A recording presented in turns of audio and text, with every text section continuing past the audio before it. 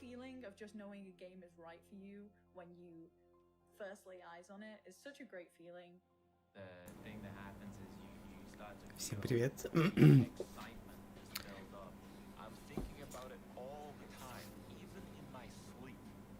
Incluso a veces por una misma comunidad, te llegas a enamorar bastantísimo. I play video games because I love stories. Experiencing worlds that you can't experience as yourself. Так, всем добрый вечер. Если вам надо сделать погромче, скажите, напишите. Если надо сделать потише, тоже мне напишите обязательно. I am a part of something bigger, a part of something beautiful. As an autistic person, video games give me a place where I could be in a world that made sense to me.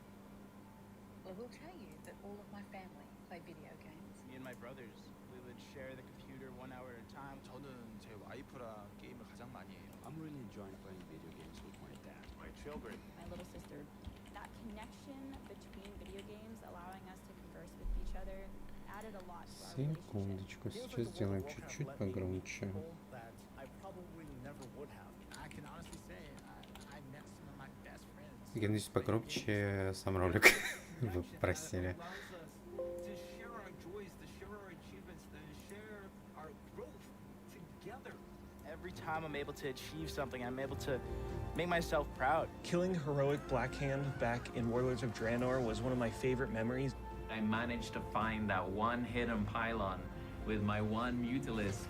We beat hardcore Inferno Diablo. I'm also able to hit gold in competitive in Overwatch. I had someone say, "Oh, I can't lose to a girl," and I beat that guy. So I was able to slay this warlock as a little gnome holy priest, freaking out and screaming the whole time. Adrenaline through my body was going crazy. Pela caminhada ter sido tão prazerosa e pela conquista ter vindo. A gente se sentiu muito, caramba, a gente conseguiu А algo вот, incrível aqui. BlizzCon в этом году в онлайн-режиме.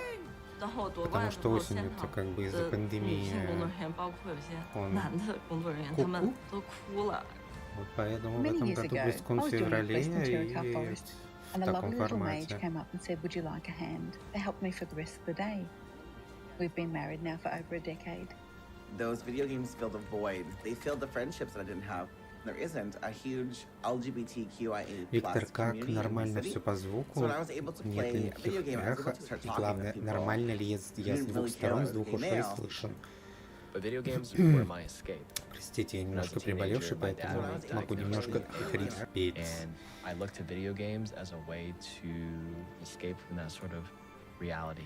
Ну, на самом деле, очень много таких историй. У меня как минимум в гильдии в Варкрафте несколько парочек и такие, ну, как несколько, трое, и в принципе все три... My passion, my interest, my excitement, they belong. Video games opened for me the world, And because of that, I'm forever thankful. And I can't wait to А, see и what the все next три, generation собственно, пары, они познакомились в Варкрафте, прям в рейдах и так далее. Как говорится, ничего не нового подумает.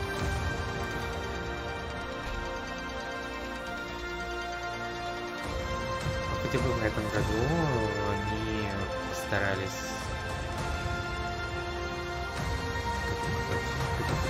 Секундочку. Я сделаю вот так вот, надеюсь, нормально. Во-первых, самим Blizzard 30 лет. Во-вторых, соответственно, Welcome to BlizzConline, в отличие от a celebration позапрошлого of года, 30 years of Blizzard communities, 30 years of Blizzard games. в отличие от позапрошлого года, они постарались вот насчет этого вступительного ролика, потому что в позапрошлом году, когда был последний BlizzCon, этого ролика не было, вот как они обычно эпичные ролики делают. Ну, можно даже найти в другой игре. Можно подписаться на наш канал и прийти в наш Discord и познакомиться там, хотя и не с девушками. Вот.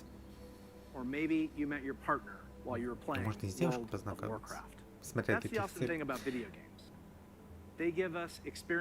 Он рассказывает, я перевожу, да, он рассказывает о том, что we carry forward with us. Games are here Игры — for это us during good опыт, times. это опыт, времяпровождения, общения, и даже когда мы одни мы можем разделять. With a connection and a sense of Простите. belonging. And while many of us spent most of 2020 Мне всегда in our прибывает на такие actual речи, real когда life они говорят, homes, games сразу на became слезки. even more of a place to get away, to be free from outside concerns. Сейчас и Even if it's произойдет. for a little while. So, this is pretty weird.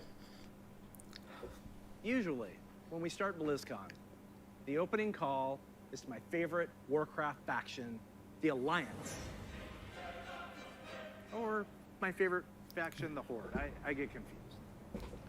Usually, I'd be speaking to 40,000 Знаешь, of you Карманель, in такие person, футболочки the недешево Anaheim стоят Convention в магазине and BlizzCon. millions of you around the world. Пока что он Usually, that would be a perfect way to celebrate. просто я растрогался от речи, поэтому я немножко тут поплакал. Ничего страшного. And for many different reasons. But if there's one thing that the last year has taught us, it's that being apart physically Сейчас doesn't stop us рассказывают про from moving forward. ситуацию с ковидом. It doesn't stop us from connecting with our player friends around the world. И то, что как здорово Diving играть in с as друзьями. warriors and heroes, and checking on each other as humans. Ну, я в Warcraft играю с конца ванилы, поэтому да, я прям ветеран, конкретно про WoW я ветеран. Вот, собственно, тут идут поддерживающие речи о том, что игры нас объединяют, несмотря на то, что мы там на расстоянии, и как бы они нас сплочают. И о том, что Blizzard дали работу многим людям, несмотря на ковид. Боже, подожди, что со мной такое? О. And in 2020, it became clear that the magic of creating a Blizzard isn't just tied to a physical location. It's tied to the people who work here. Рассказывает о том, And I что continue to be so proud of each все and творчество every и one. создание игр в Blizzard, они не привязаны к месту, а привязаны к людям. Поэтому то, что люди работали из дома, то, ну, это все равно Blizzard. И то, что комьюнити Blizzard — это все люди, которые хиллер. Вот, о том, что, несмотря на это, все часть комьюнити, все Blackwatch, Shimada, the heroes of Sanctuary and of the Storm. These next few days are for you. Понятно, что они не святые, и там много было скандалов, которых мы все дружно слышали. Но видишь, они очень хорошо давят на... Боже мой, что дальше про Warcraft? Ну, конечно, классик перейдет в Burning Crusade.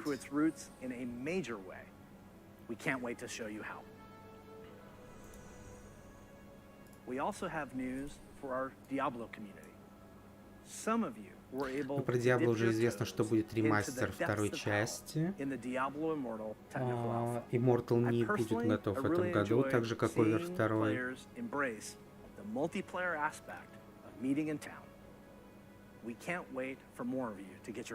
Ну, Кармунель, знаешь, учитывая Riot, неплохо продвинулись со своим лором, и пошли даже, были слухи в прошлом году, что Riot готовят ММО. Поэтому посмотрим. Потому что многие люди ушли из Близзов к Riot, поэтому посмотрим, что из этого выйдет. World of Warcraft esports is back with the Arena World Championship and Mythic Dungeon International. Сейчас рассказывают про, собственно, eSport, о том, что возвращается спорт.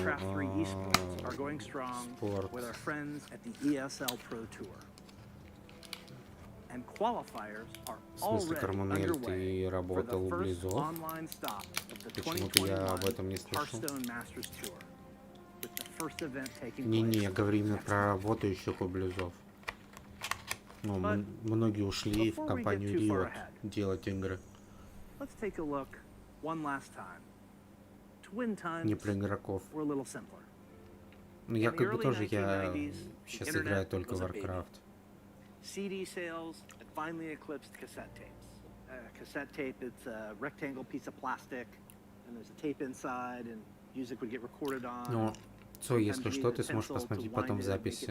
На Ютубе так точно останется. Если нас не забанят Близзы за то, что я нагло нагреваюсь на их бесплатной трансляции. Simple times. If only we could relive them.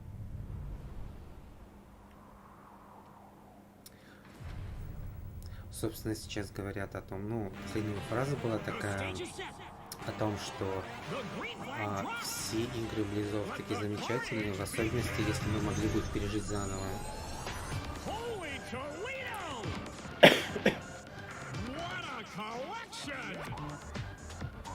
Потерянные викинги, видимо, будут то ли ремастеры, то ли их снова попытаются продать.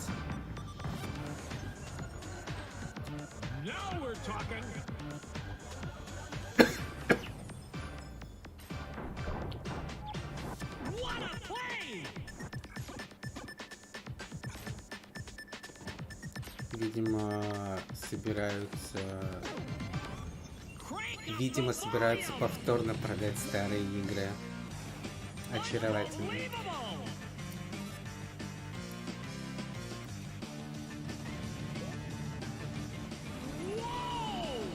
Это, с одной стороны, ну, с одной стороны, вроде как и приятно, с другой стороны, ты понимаешь, что, ну, вместо того, чтобы сделать что-то новое,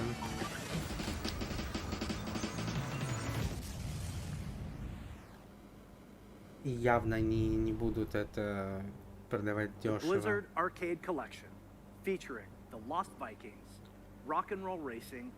Нет, они не просто вспоминают свои старые игры. Это порты старых игр.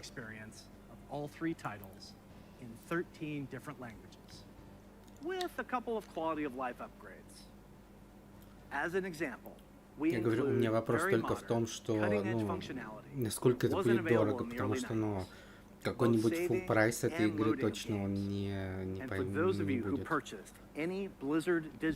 Свой второго ходца нет. Какой третий ходц?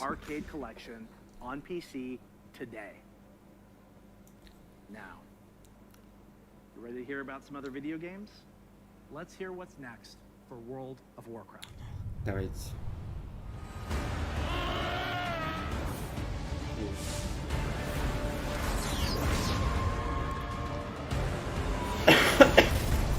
Вот Цой, ты неправильно пропагандируешь, надо говорить Heaven and Hell лучше всех. Глядишь, сразу опыт лишний получаешь.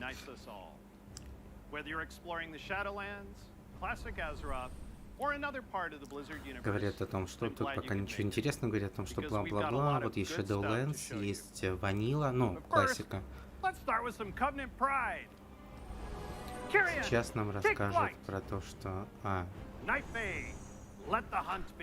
Я из феечек. Отлично, Цой, отлично. Там, собственно, была перекличка ковенантов. Если кто не понял.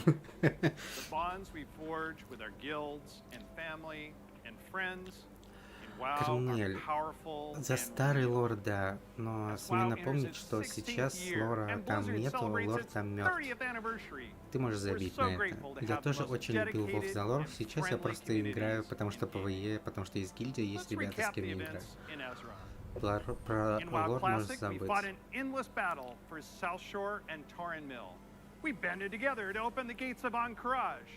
Опять рассказывают о том, ну, какие были патчи в ваниле, то, что и так было давно в ваниле, и то, что они заново все прокрутили. А это рассказываю про Shadowlands и что произошло в Shadowlands, что Сир Динатрия убили, что пережили ужас Таргаста, сходили в замок Динатрии, победили его окончательно.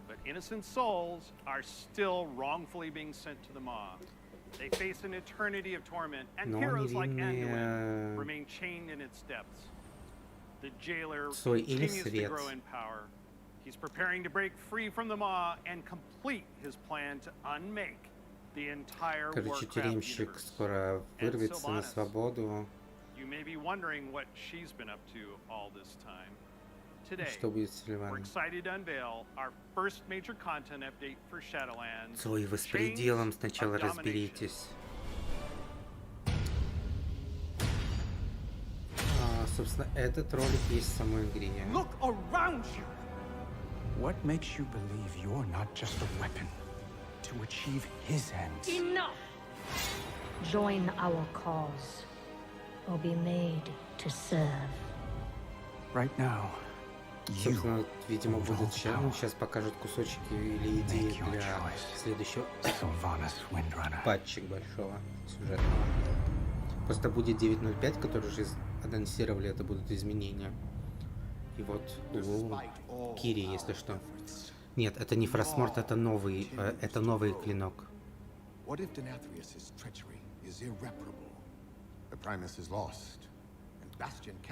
Обсуждают, что в Shadowlands все плохо. Примус это лидер Некролордов, он исчез.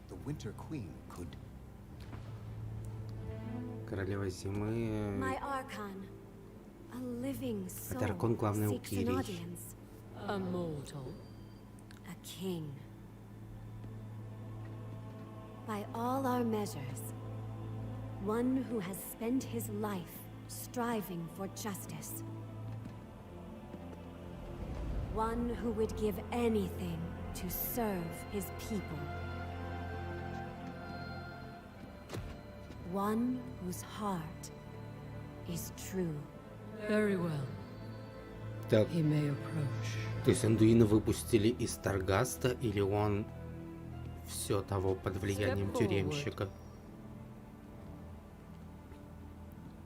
My ascended have spoken of you. The king Просто не просто held так не captive показывают Maw. лицо Андуина вот так вот. that prison could not hold me forever. Why have you come to Bastion? You have a key that I need. Андуин зло. Will release this soul from your grasp. No. He is bound to me. Just as you once sought to bind your own brother.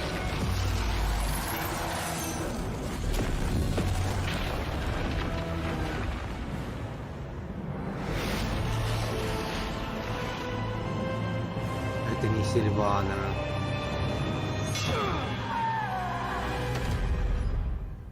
Это пиздец, какие параллели с Артасом.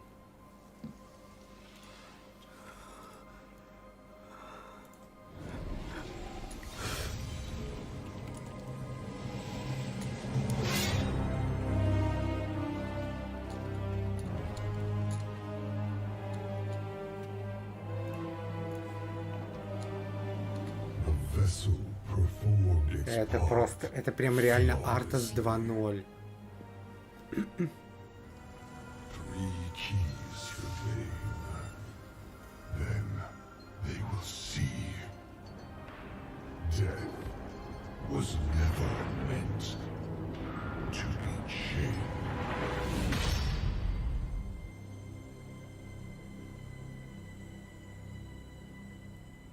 Трэш, конечно.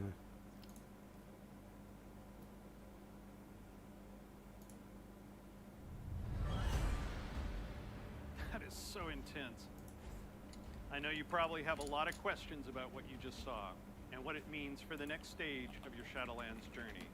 Later today, my teammates Ian and Jeremy will be telling you more about Chains of Domination in our Shadowlands update. Please check out the World of Warcraft channel to find out more. Next, Ну, потому что Сильвана как бы типа сделано, что типа у Сильваны есть выбор. Along with ideas to make the program even better. So during this upcoming campaign, you'll be able to donate whatever amount you wish to directly support our chosen charity. Once donations reach our goal, everyone playing World of Warcraft will get a pet for their collection as a thank you, whether you were able to contribute personally or not. And to make this a fun challenge, if we reach a stretch goal, everyone gets a second pet too. And here they are. Да, the first pet is Bananas. Literally. He was originally available to a select few back in Burning Crusade era, so we're excited to give everyone a chance to adopt him. And if we reach our stretch goal, you'll also get Daisy the Sloth. She's an all-new pet hanging around your neck when you need a hug. Your donations during this campaign will go to support the medical humanitarian organization Doctors Without Borders, also known by their French name, Médecins Sans Frontières, or MSF. They're an amazing group doing important work around the world. We're grateful to have such a generous community. Сейчас пытается снова продать, заново продать, собственно, пэтов. So we've talked quite a bit about Shadowlands. Classic players, now it's your turn. It's my pleasure to hand off to my teammate, Holly Longdale. Сейчас буду Burning Crusade презентовать. A veteran MMO developer, and she's going to tell us what's in store for WoW Classic.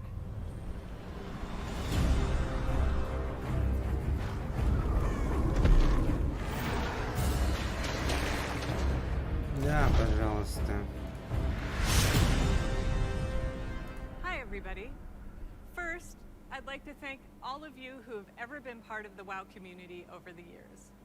You know, online worlds like WoW have been a huge part of our lives for decades now. As a dedicated MMO fan and a developer myself, I remember hearing that Blizzard was going to be making their own MMO. And I thought, well, I guess I'll check out that beta. And sure, we all call the game WoW. But really, wow. I could not believe I got bit by the MMO bug again.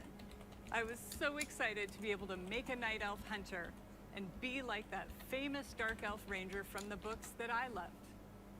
I have to tell you, Azeroth was, and still is, a place I love to live. Since last year, I've had the great honor to work alongside the WoW Classic team to bring these nostalgic experiences back to life for longtime fans and a whole new generation of players. As a fan myself, I've had so much fun in WoW. From the simple things like drive-by buffing or making friends on that long haul from Teldrassil to Ironforge, all the way to the absolutely staggering, like when I jumped blindly through the Dark Portal and was running through Hellfire Peninsula, heard this terrifying noise, and then saw the Fell Reaver. Biggest roamer I had ever seen, and I was very glad I had feigned death in that moment. And that's the thing about WoW. These stories and experiences we all share keep us coming back time after time. With that said, I'm super excited to be able to share with you where our adventures Нет, не будет пока что бездны, пока... Может быть, когда-нибудь потом это произойдет, но пока не будет никакой бездны.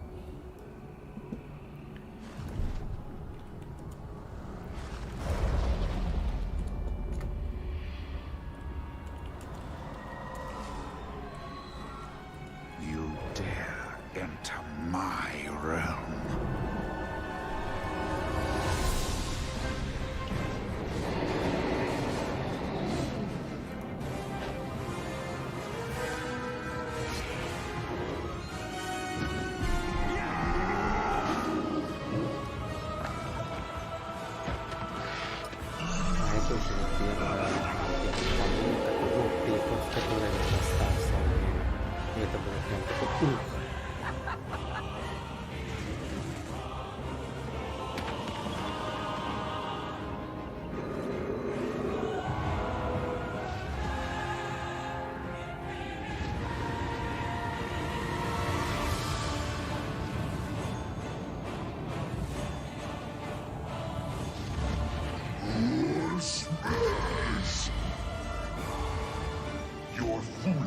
has brought you to this end.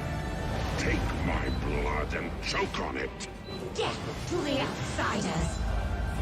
I'll turn your world upside down. You are not prepared.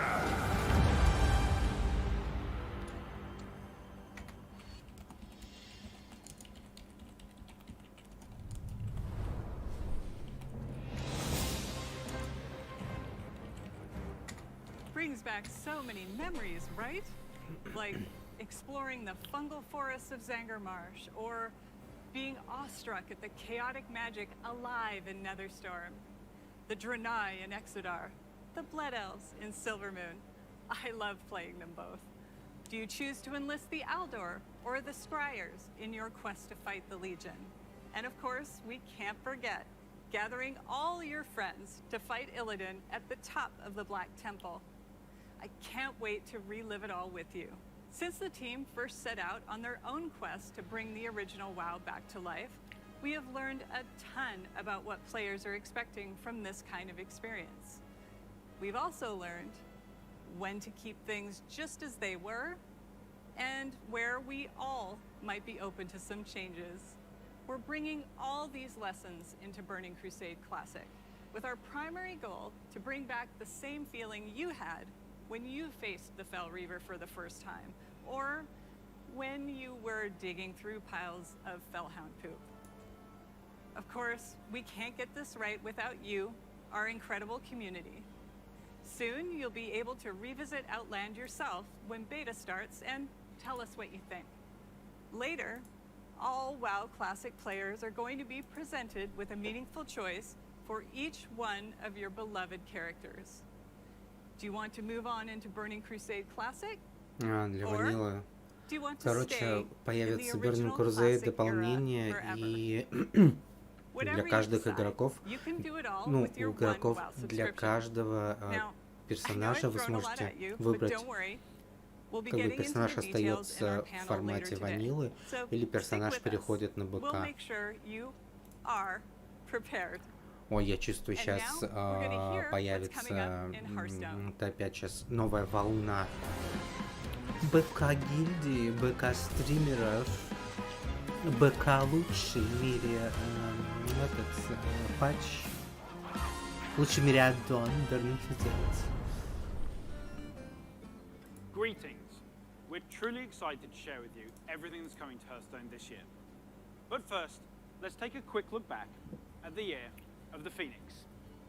We added our first new class, the Demon Hunter, and ventured into the ruthless Outlands. Then we went to Skullman's Academy and got to explore dual class cards and their powerful synergies. And with our third expansion of the year, we brought you Hearthstone's biggest update ever, alongside the menacing old gods in Madness at the Dark Moon Fair.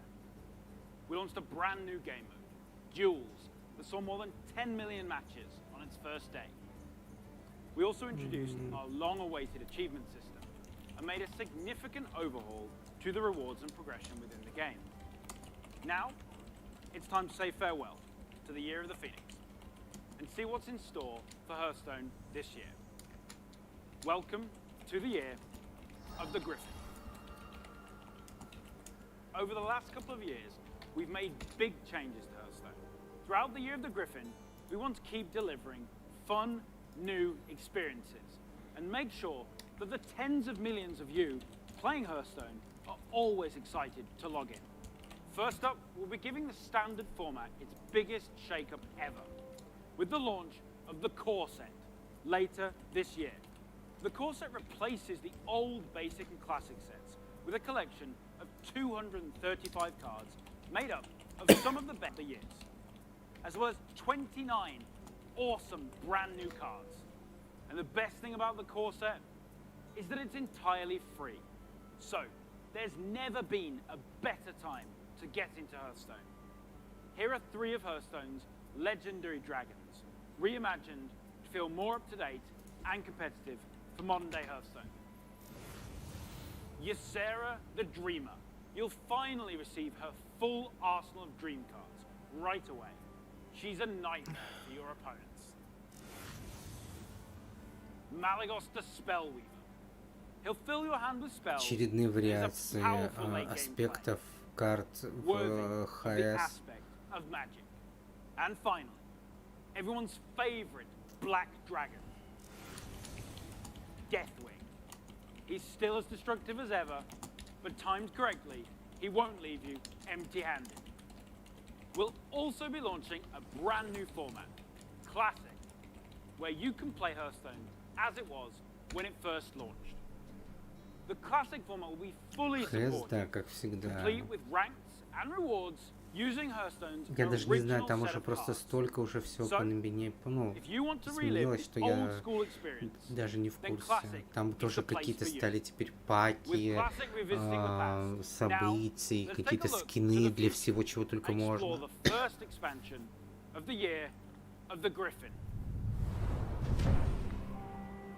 For a hero of the Horde, all roads lead to the crossroads. You have come for adventure, but the Barons wants to break you. Your axe must be sharp. Your wits must be keen. And your heart must be mighty.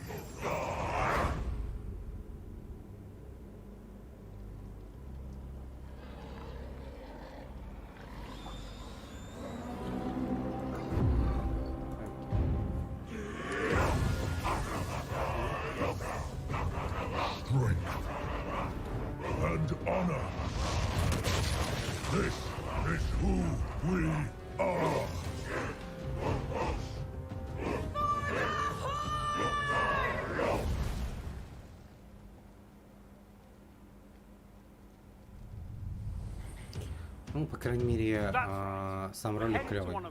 Ролик клевый. Да, боевой пропуск, я совсем забыл. Starting with one of the Horde's most iconic and well-known characters, a fierce loyalist, one-time war chief that embodies the honor, loyalty, and spirituality of the Horde, Shadowhunter Vol'jin. Shadowhunter Vol'jin is a neutral legendary that allows you to either bolster your own board or weaken that of your opponents. And to celebrate the announcement of Forged in the Barrens, this card is available for free for everyone later today. So log into Hearthstone and claim your free copy of Shadowhunter Vol'jin. And as a bonus, надо срочно зайти в Hearthstone. Пошел. Все, я побежал в Hearthstone, просто взять халявную карточку.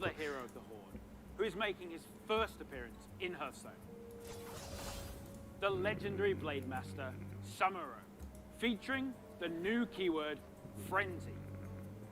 Frenzy activates the first time a minion takes damage and survives. In Samuro's case, this can be used to clear your opponent's board. Heroes of the Horde, like Samuro, are famous for their combat prowess.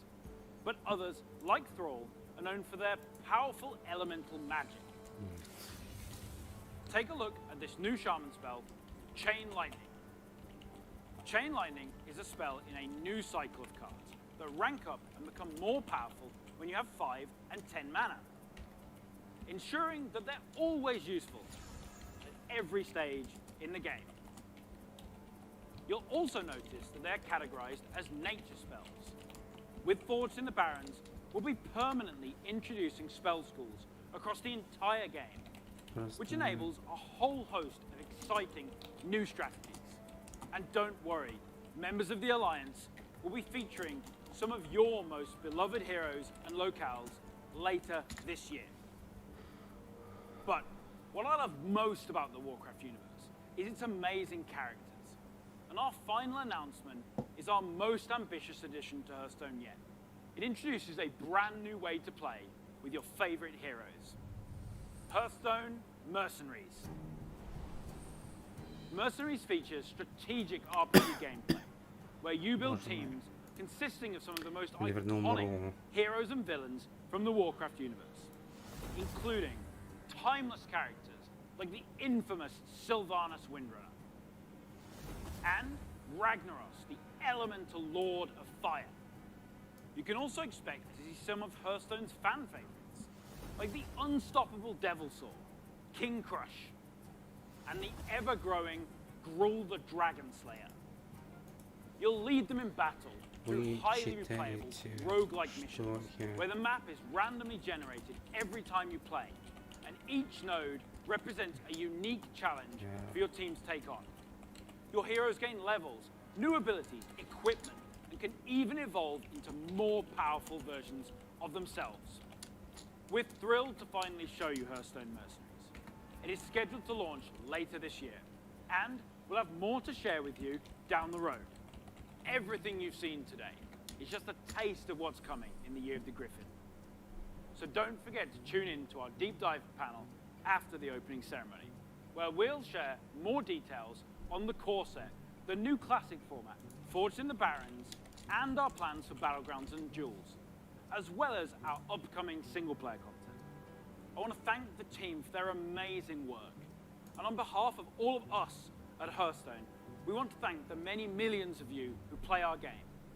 Your dedication and support is what drives us to make awesome updates and pursue ambitious and fun ideas.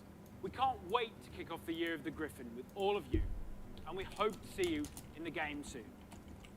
Next up, you'll get an update on all things Diablo. Виктор, интересно, тут о Диабло.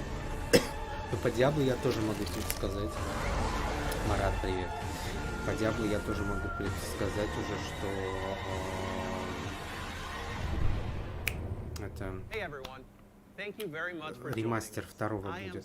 So excited to kick off the Diablo segment of our show, and I am honored to be here on behalf of all of our Diablo teams to share the news and updates we have in store for you today. We've got a lot of Diablo to cover, and I hope you'll agree with me that it's a great time to be a member of this community. All right, let's kick things off with Diablo 4. Бла-бла-бла, мы We там first shared our гордые. game with you during BlizzCon of 2019, and we've been truly humbled by your response. We've kept in touch through quarterly updates and sincerely appreciate the thoughts and valuable feedback you've provided as we unveil more and more of the game and share in its development. After all, Diablo belongs to you as much as it belongs to us. Most recently, we teased an update to our campfire screen. And savvy fans, of course, understood that we meant more than just the character lighting and fire visual effects. That's right. Today, we're happy to announce a brave new soul joining the barbarian, the sorcerer, and the druid on this dangerous journey back to Sanctuary. A class is one of the most exciting things you can announce in a Diablo game. This one is especially exciting to me, as it's a re-envisioning of one of the first classes ever appear in the series. Let's have a look.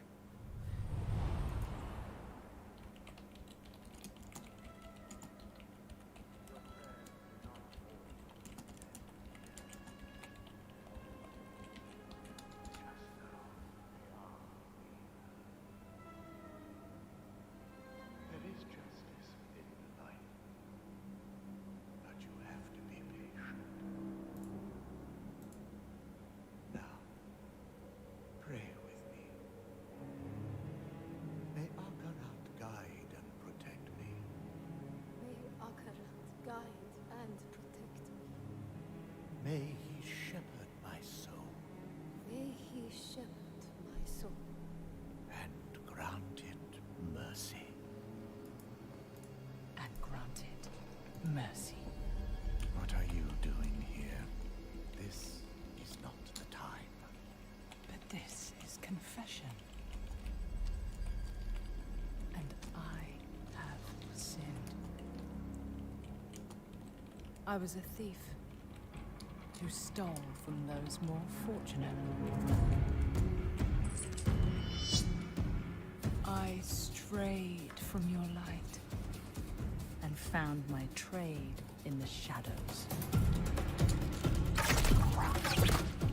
They call it murder. I say, job well done.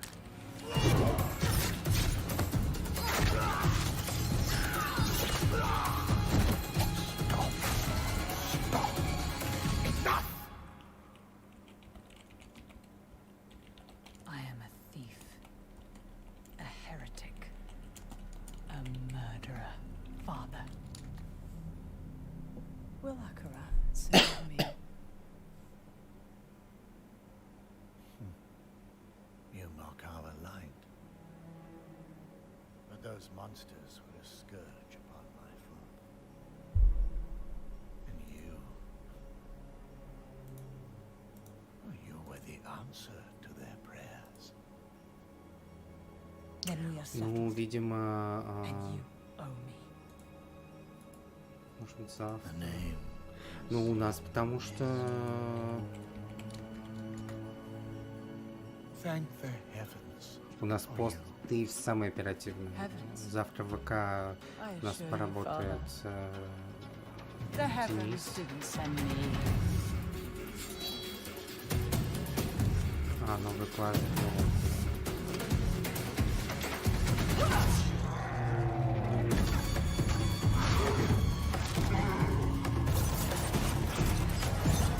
Это, знаете, типа, Assassin's Creed залетел, давайте добавим Assassin's Creed в Diablo.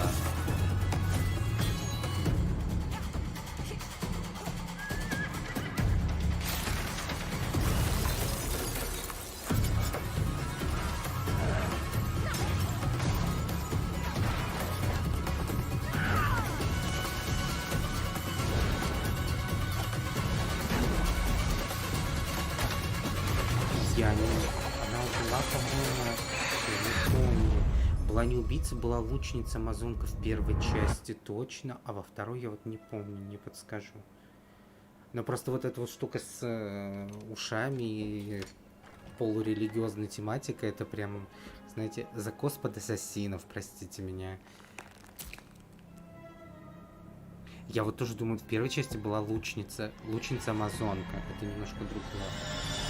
В третьей части не было, а вот во второй я не помню, потому что вторую я играл в таком пиздодельном немножко возрасте, когда не особо интересовался всем этим. Или во второй части была... Нет, лучница была в первой части.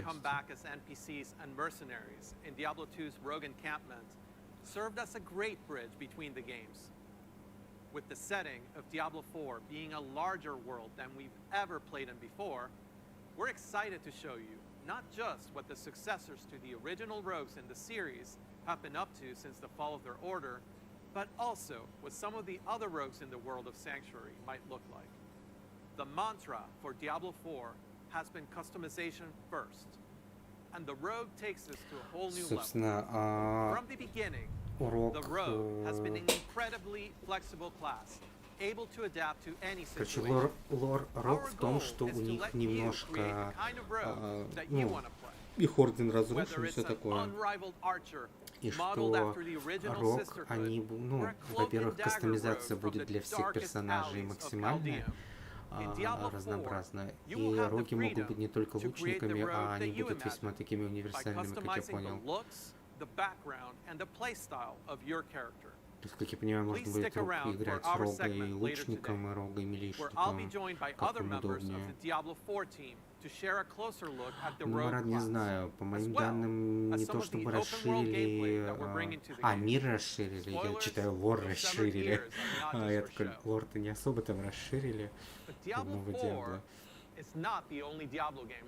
Но мир, да, ну, по крайней мере, потому что заявлено, мир будет действительно немного больше. Насчет истории пока хз. From the visceral combat and epic loot to an all-new story, bridging the gap between the events of Diablo 2 and Diablo 3. Later today, you can join the Immortal team, where they'll talk about some of the things they've learned from their recent alpha test and what's next for the game. But that's still not all. We have one last bit of very exciting Diablo news to cover. When you hear us talk about the classes, the items, or the stories of the early Diablo games, you may have picked up on the absolute reverent tone we reserve for that golden era of Diablo. Maybe you share that love of the classics, and just hearing us talk about them makes you want to take on Mephisto or Vale one more time.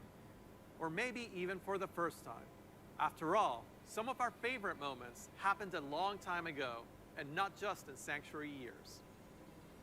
If so, we have a special surprise for you today. Let's check it out. Мы решили сделать ремастер, который надо было сделать когда? 2 года назад, когда вы сделали чудесную фразу. У вас же у всех есть телефоны.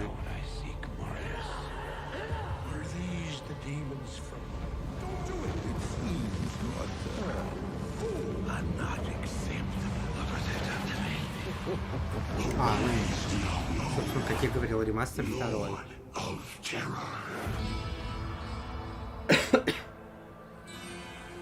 Просто был уже такой типа слива, что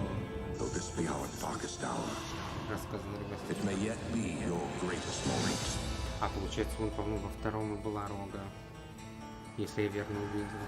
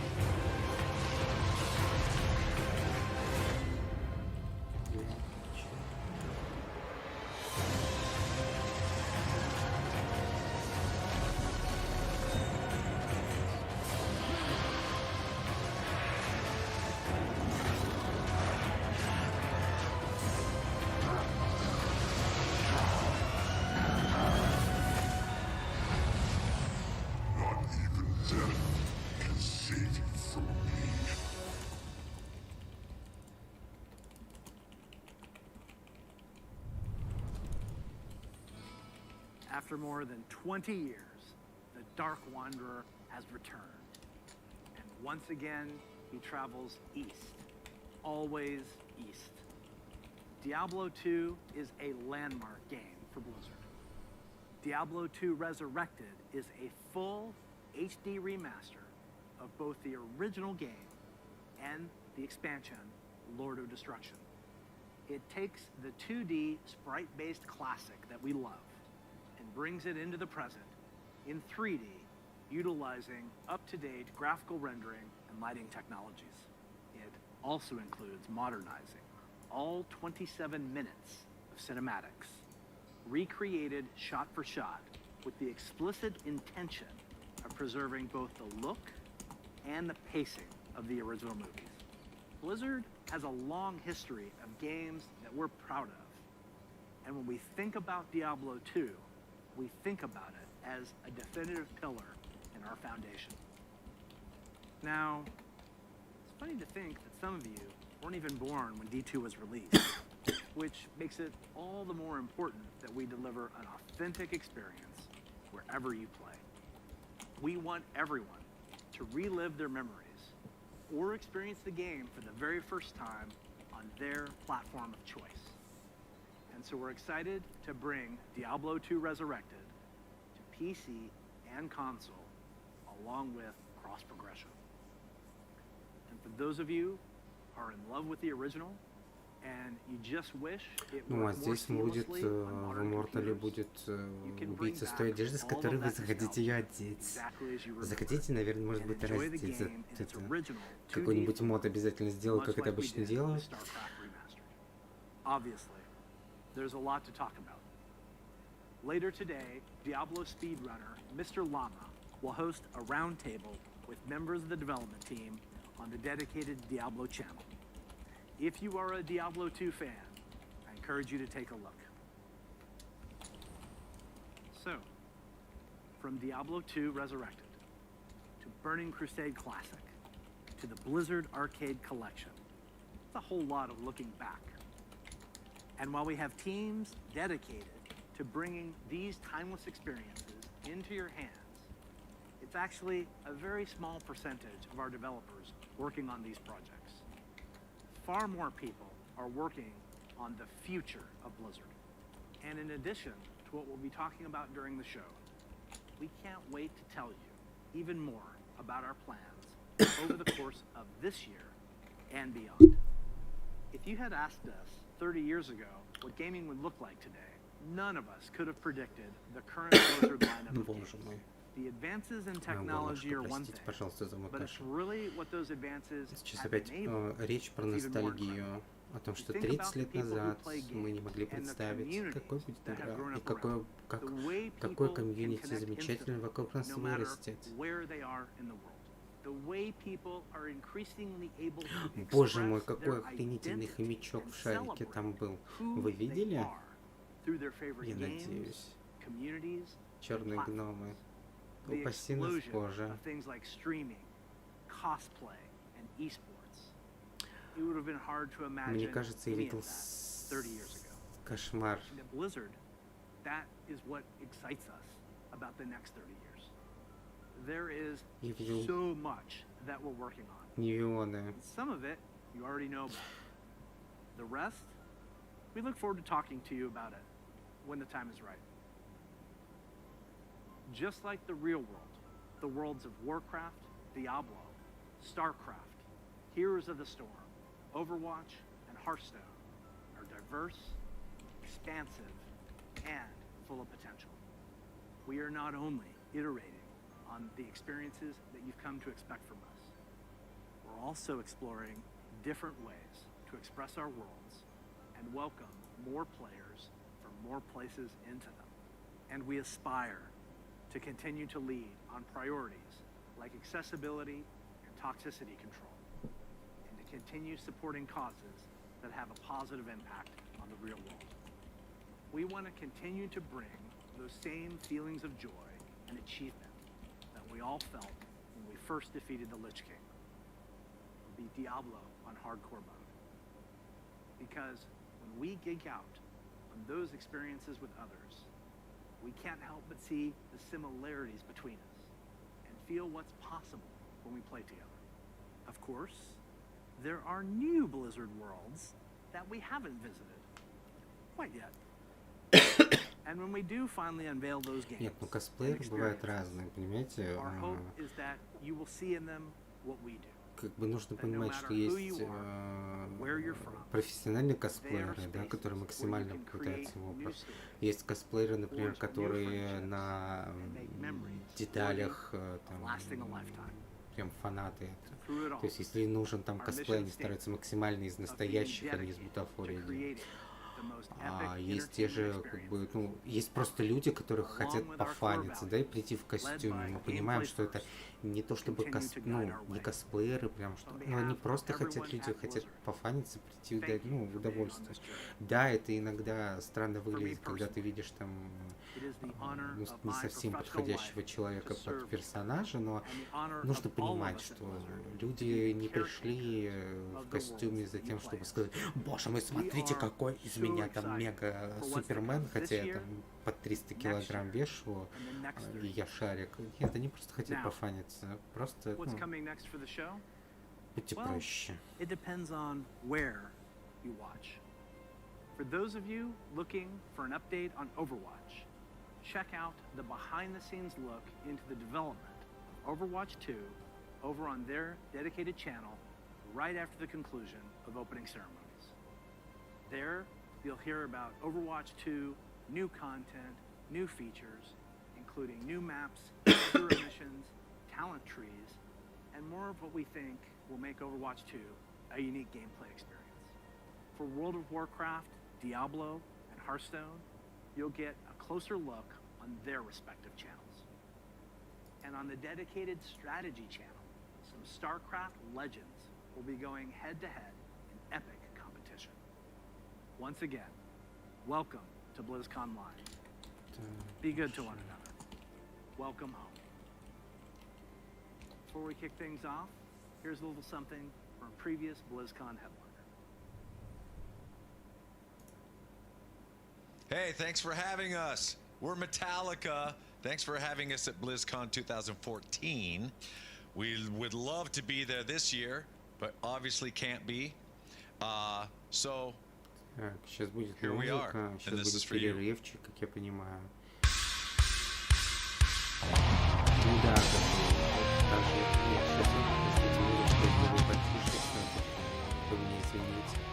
Да, например, вот тот мужик, который, в принципе, косплеил различных вот этих вот матросов и других каких-то персонажей в платье. То есть, ну, он не пришел ради того, чтобы сказать, я самая похожая. Нет, он просто пришел пофанить, как бы пофаниться сам, пофанить народ и как бы и все.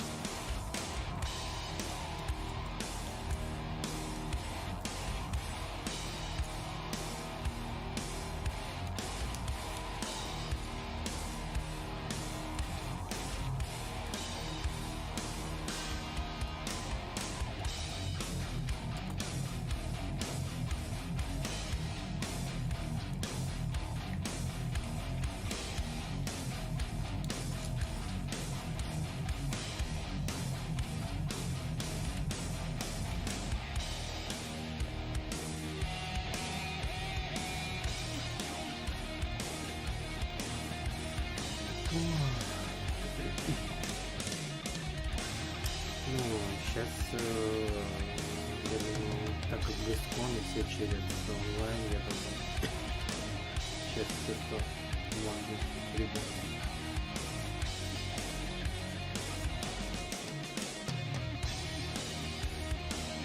Ну что, новости пока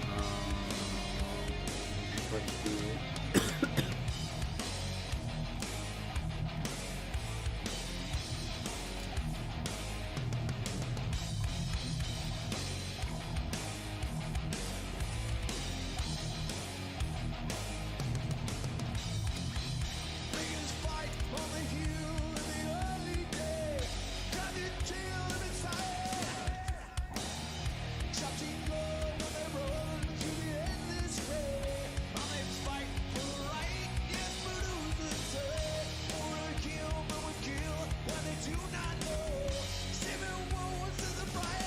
Про ход ничего, к сожалению, не сказали, но к счастью, ход вы это чуть ли к счастью нет.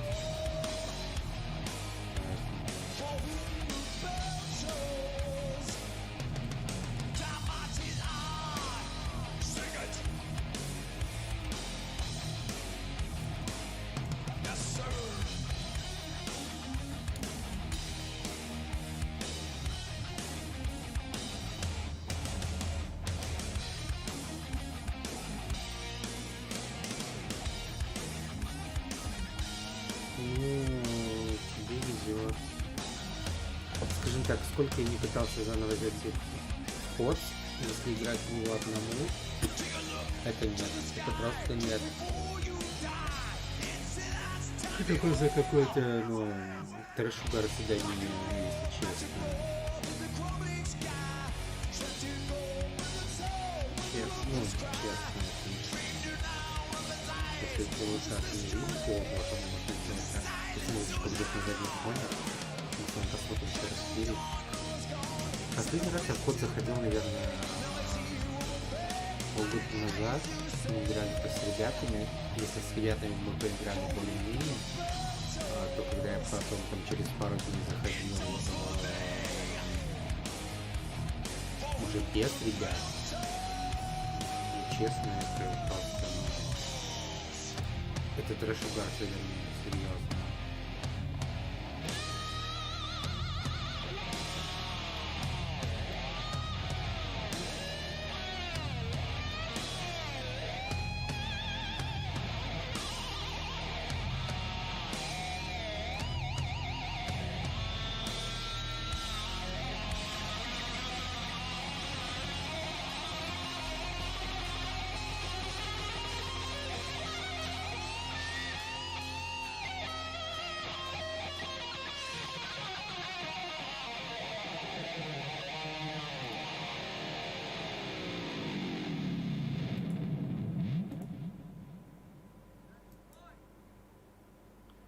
Зашел в ХС, какие-то непонятные штуки появились, куча чего-то непонятного.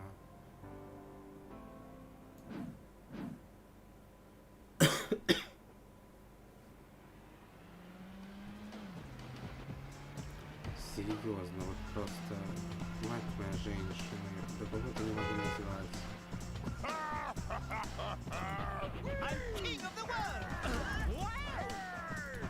какие-то задания, что-то переключать. Где моя бесплатная карта и рубашка, не понимаю. Какие-то ежедневные задания.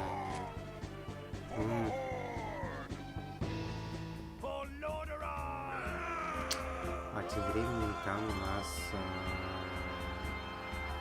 Карбот снял новый ролик.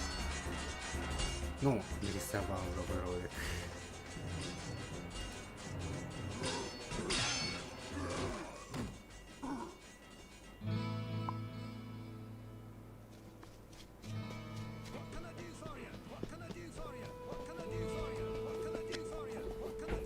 Your death will.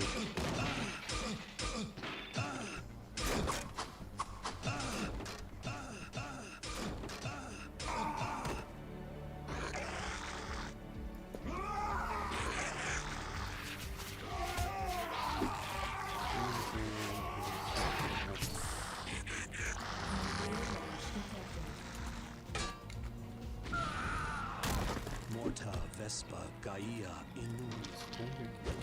Help! Help!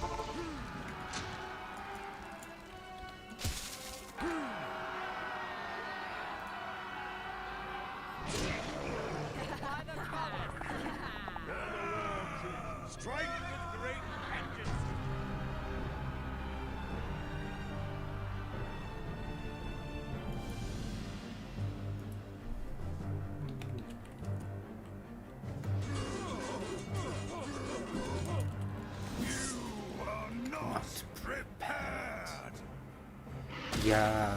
Я закрыл и решил, что я дальше буду играть в Legends of Runeterra. Это не реклама. При этом мне не платят.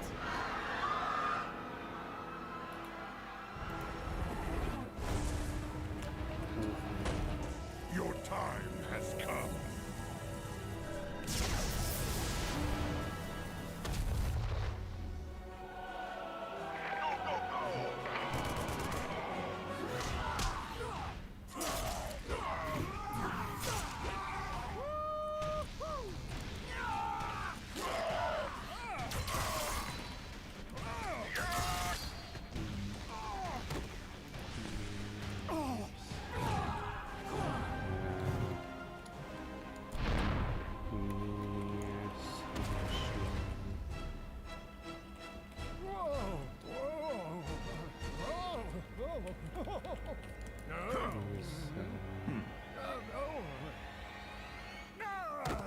Strange.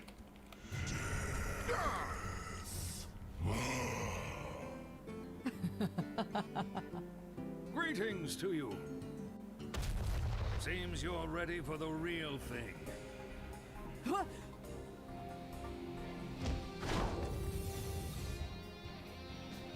Watch your back.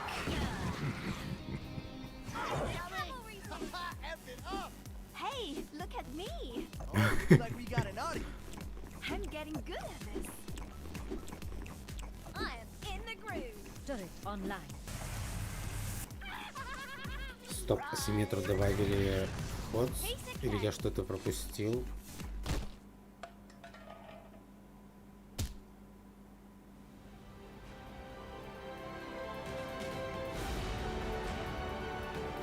Или просто это было ни к чему?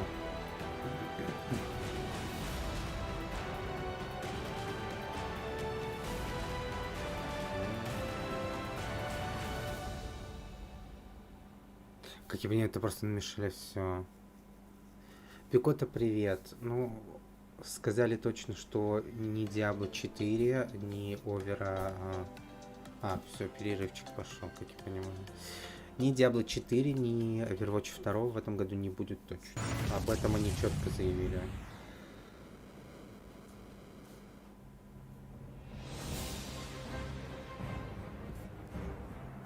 Так, это то, о чем буду рассказывать дальше. План на будущее по World of Warcraft.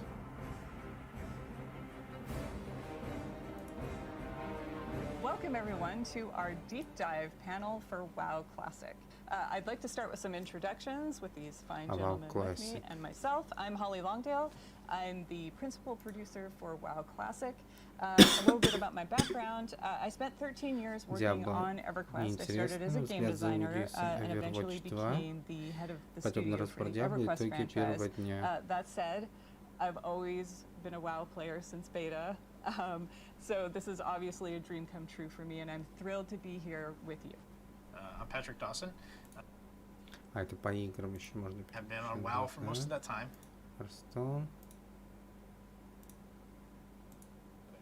Yeah, this should be fun. This is the StarCraft Legends match, and А это матч легендаров. Oh, shadow play. We've been sharing in the show also. All right, so I think the obvious next question is who Боже are мой, these 10 какой он прям characters стал and how do they play a part in Дэдди. all this? So we're not ready to reveal too much about who they are, but we will be showing you one of them in our deep dive video for the Forged in the Barrens expansion, which I'll throw over to game designers Liv Breeden and Joe Killian now to tell you more about. Welcome everyone! Remember to keep your tusks in hands inside the tower at all times and absolutely no spells of any class. I'm your fearless, battle-ready tour guide, Joe Killian. Боже мой, and да I'm он your прям... trainee guide, Ого. Liv Breeden. It's my first day, Не so cut me это. some slack, okay? She's kidding. Вернемся. Дэдди ушел, вернемся к Варкрафту. Да. Простите. Burning Crusade, I remember being there back then. I mean, it was our first expansion ever. So all the new features was like this really cool moment of like what's coming next, what's going to happen. And one of the things that you know was pretty impactful to the game was Horde having Paladins and Alliance having Shaman. I mean, as an avid PvPer myself, I remember going back and trying to fight Shaman. I was Alliance back then. And just not understanding that class at all because my team didn't have it. So like I try to poly them and then be like grounding totem. I didn't know what that was. And it's just like, why are Shaman immune to everything? I don't understand. That's not what you said. Yeah, no, but no, I did. No, you said they're cheating.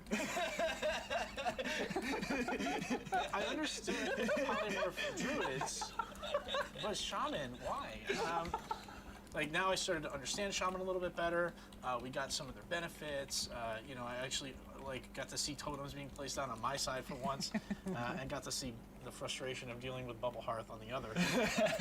Yeah, I remember when I was doing raids, we were always jealous of the Alliance having Paladins for Blessing of Salvation. Like, people would be pulling aggro off me, and I'd be yelling at them, like, wait for 3 Sunders! And the Alliance is just like, no, it's no problem, just, you know, just go. Yeah.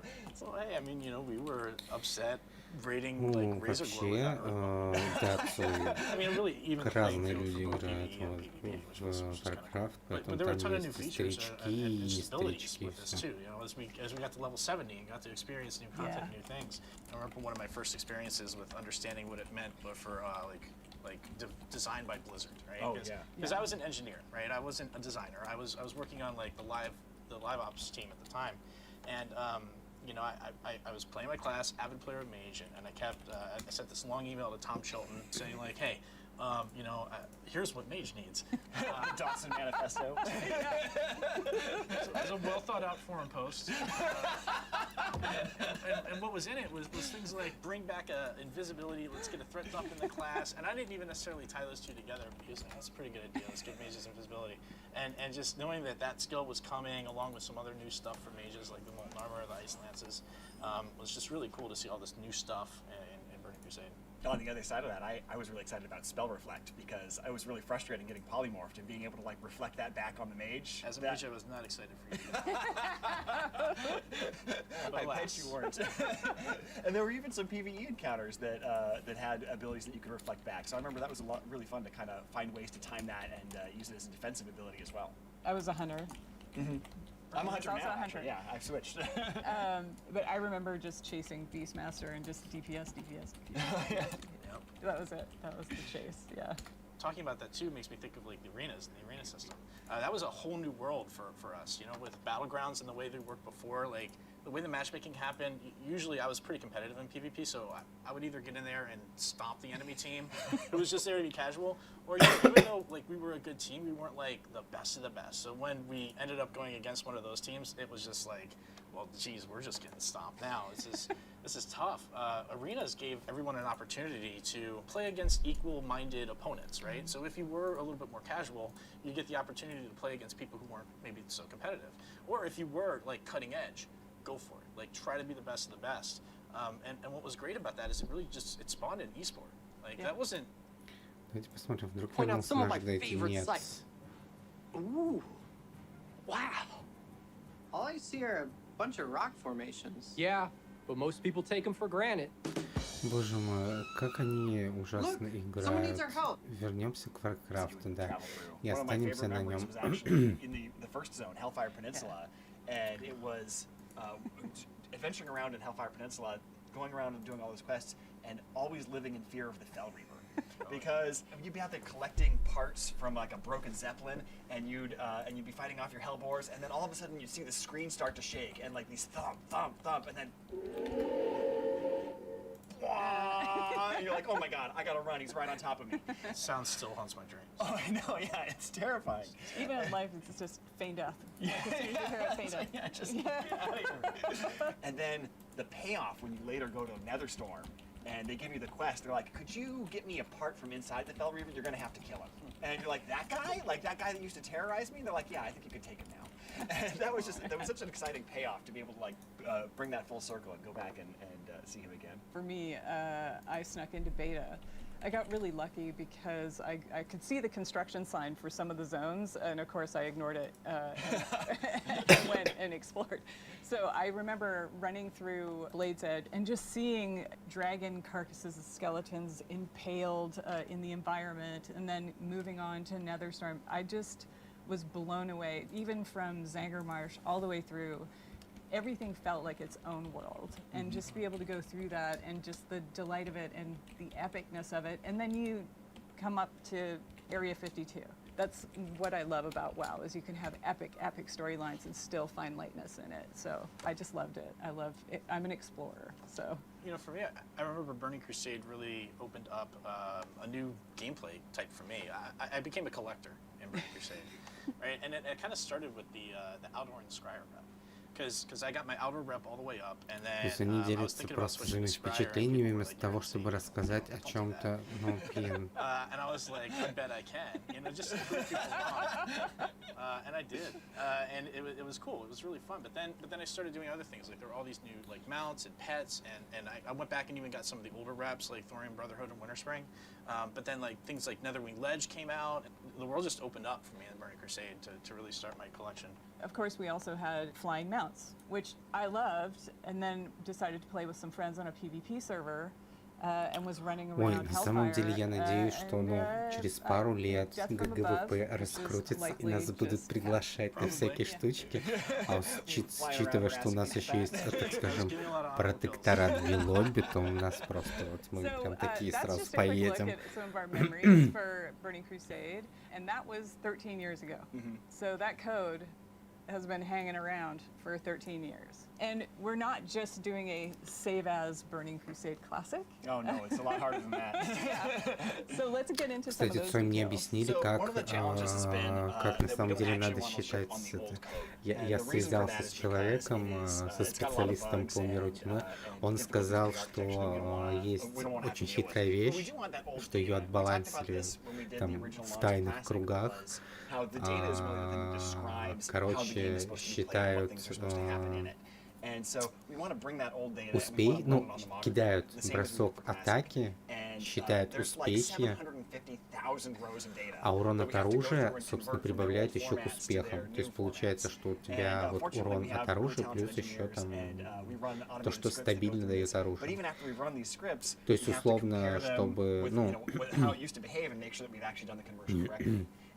не было моментов, что ты там, например, либо не наносишь, либо наносишь вообще какие-то капли, если у тебя там довольно хорошее оружие.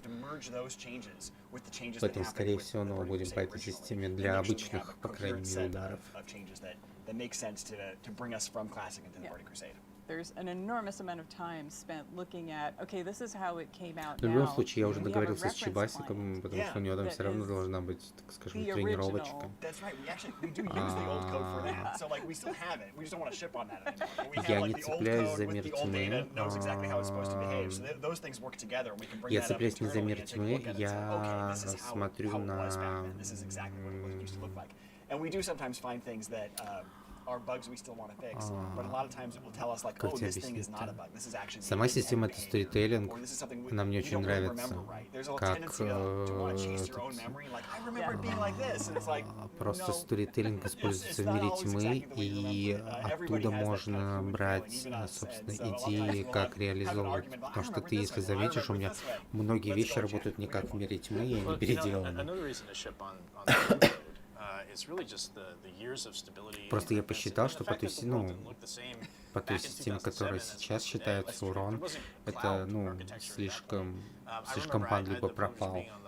Потому что, да, как бы, там, условно, Кей неплохо надамажил, но при этом двух из вас просто ваншотнуло, и до этого, как бы, Алис Янки тоже ваншотнула.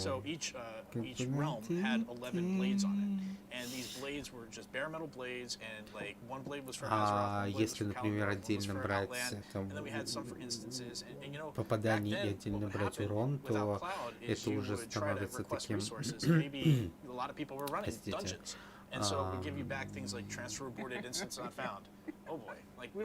Это слишком замедляет бой. То есть я тоже потестил, это слишком замедляет бой. Yeah, and so we're basically weaving all these threads together. We did finally get a build for Burning Crusade Classic. Super excited. The team gets together, we're preparing for a playtest, and we go to create our characters, and we see this blood elf who, he remembers the sun well. He forgot his pants. Yeah? So everything didn't work the first time? What? I know. Yeah, I did mention, like, we had to go to check for problems in those conversion scripts. So yeah, sure enough, what's going on here is that this guy thinks he's dressed, but he isn't. And you can see why he thinks he's dressed if you look down this. Does that happen to you a lot? Я бы показал вам настоящих голых эльфов крови, но лучше заходите к нам в группу и Discord. Да. And the way this system works is we first set the geometry up for all the items that you're supposed to be wearing, and then we layer on various images that we call textures, and we'd use those to build up a single composite texture that's then wrapped around the geometry. But of course, in this case, when we were layering them on, none of the textures were assigned. So it just started with his naked body, and then was going to go layer on textures and didn't find any. So it thinks he's dressed, and so it's removing the underwear because it thinks it's put clothes on top. Там there aren't все anything there, they're видно. all just completely transparent. Главное So it's поискать. almost like the Emperor's new clothes. He's wearing invisible clothes, only in this case, that's really what's happening. It's crazy. And then, of course, I wanted to try Draenei because that's where my heart lies. I'm an Alliance girl. And this Draenei looks to be heads above the rest. That's not the Exodar. Yeah. No, definitely not. It's Dunmorrow, right? It is, and that's exactly the problem. It looks like the Draenei's too tall, but the real problem is that we're in the wrong place. And so, yeah, when you go to the Dunmorrow character select screen, of course, the camera is positioned for much shorter races like gnomes and dwarves, and so it's about knee-high on a Draenei. And then water. Really, Brian? We have water in Hellfire? Yeah, so Go for a swim. it turns out that Outland has a funny, unique feature that it doesn't have any oceans because the water just all falls off the edges and goes out into space or something like that. I'm not sure how that works in the game universe, but yeah, there's no ocean there. But we had accidentally flagged it to generate ocean, so we had to flood the entire world with an ocean until we found Мне that кажется, and тебе turned it back надо off. в RSL So through all of these processes, yes, we're obviously we're fixing what is broken, but also we thought it was a good time to start enacting what we call some changes to gameplay and how things should work. Yeah, I mean, when you think about it, like Classic, our guiding principle was no changes. The goal was to provide as true to life, authentic experience of Classic that we possibly could for the community, and we accomplished that. What was interesting to me is to see this vibrant community that embraced it and then said, hey, but we're not exactly the same as we were 15 years ago, right? And they're right. Like the times have changed, the world has changed. And so some of those things that maybe were out there that were not great and were warts back in the day is not something that we would want to ship again, like something that feels a little buggy or wrong or incorrect. So the idea behind this is let's provide what the Burning Crusade experience was without those warts. This really, I think, illustrates the difference is spell batching. We actually had a lot of requests originally for spell batching in that kind of no changes charge, where they said, hey, I remember when I used to be able to have two mages polymorph one another, and they would both end up polymorphed. And that's cute and fun, and I kind of like that. And so we said, okay, well, we can put that back in. But the system that causes that is, of course, that the spells are batched up and processed in these giant batches. But over the last 2 years, people realized that what that comes with is about a half a second of kind of built-in latency, where you push a button and it doesn't actually take effect for that half a second while it's waiting to queue up the other ones to go with it. And people were starting to find that frustrating. I talked to a lot of people who said they were excited about it when it first came out with Classic, but after they've been playing with it for 2 years, they're really ready to see it go, and we're ready to take it out too. So we're going to remove spell batching with Burning Crusade. That's definitely great, because I remember like every 2 weeks I get a bug report, Vanish is broken again, and it was because of stuff like this, right? Like if you vanish at the same time a fireball's hitting you, it's going to pop you out, right? Exactly. Like, and so we were trying to do all these tacky solutions to it, but the real answer is just don't spell batch. Yeah. But we didn't have the ability to do that then, so glad we're doing it now. Yeah. Another one that I can think of is just how the raiding community has matured, right? Like things were very different back in 2004, 2005 timelines compared to today. So, the raiding community knows exactly what's going on, and they want a challenge. They want more of a challenge. So, rather than always giving them like the last version of the boss, the final form of the boss, which maybe has been hit with a few nerfs, let's not do that. Let's give them a more challenging version of the boss. Like, I'll give you an example of like Muru. Right, where the initial version of that boss had a lot of spell pushback, and so like that made it really tough to bring casting classes to that fight.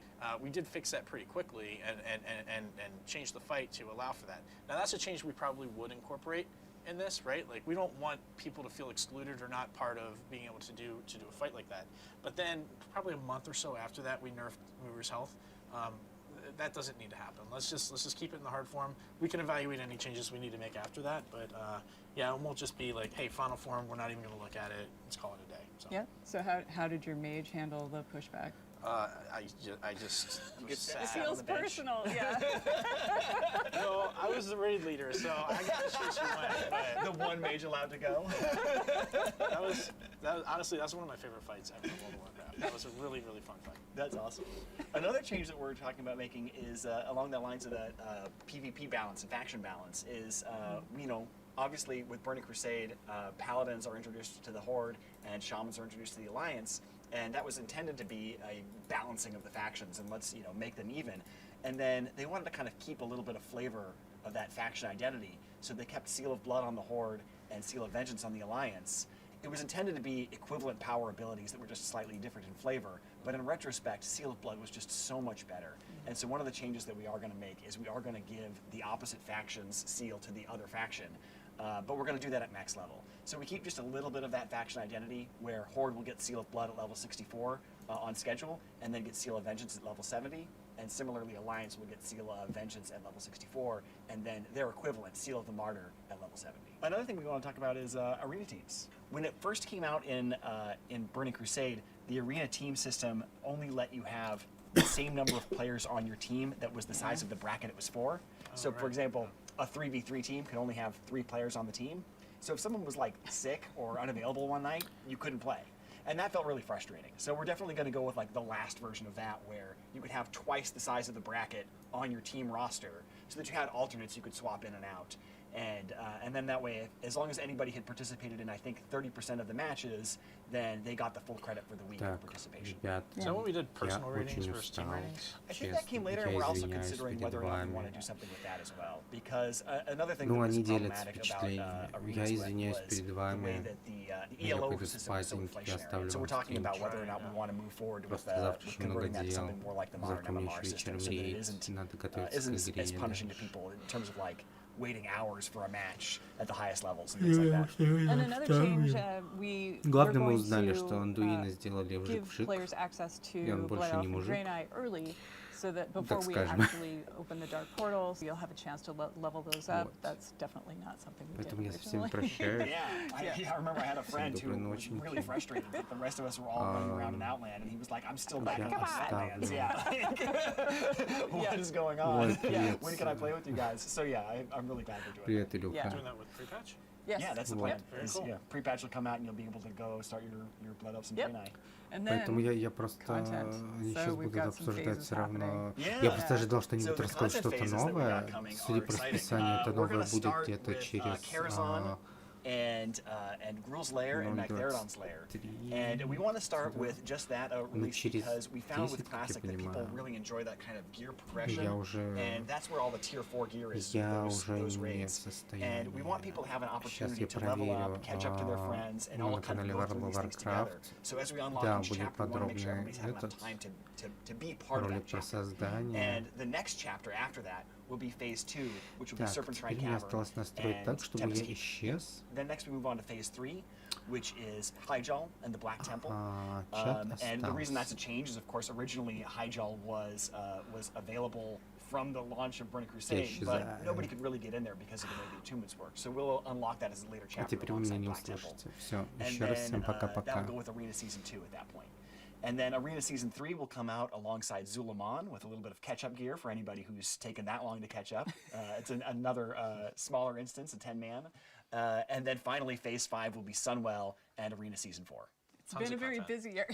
Yeah, it is. It's an expansion with a lot in it. Yes. A lot in it. And so we spent a lot of time talking about Burning Crusade Classic and Burning Crusade, which is exciting. We're very excited about it, but there's a lot to talk about. There's a lot coming, and we want to walk through how this is going to materialize. Well, yeah, really the question is, we have a diverse player base where people have a lot of different wants and needs, and how do we get there? How do we get to the Burning Crusade? Well, the first group of people that we wanted to make sure that we were serving well is those people who do want to go to the Burning Crusade. We feel that most of the community is interested in this. They're going to want to do this. We want to make it simple and easy for them. So how are we going to do that? As we said earlier, you're going to be able to make a choice. So we'll talk about and explore these choices in some detail, and I'll give you some examples. So to start with the current servers you're on now, Classic Live servers, are going to become what we're calling progression servers. And what that means is the servers that are live now will always unlock any expansion we release. So when we get to our patch day, you're going to be presented with a choice. Do you want to continue on into the Burning Crusade, or do you want to move to Classic? So in that space, you're going to do that for every single character. So for my example, I'm on Warm Rest Accord. So I've got a level 60. I am definitely taking that on through to Burning Crusade. But I've got a couple of mid-levels that I know I want to move with my friends. Those are characters I level with my friends in Classic, and I want to continue that journey with them. We want to make it as easy and seamless as possible to just get right into Burning Crusade. But there are options.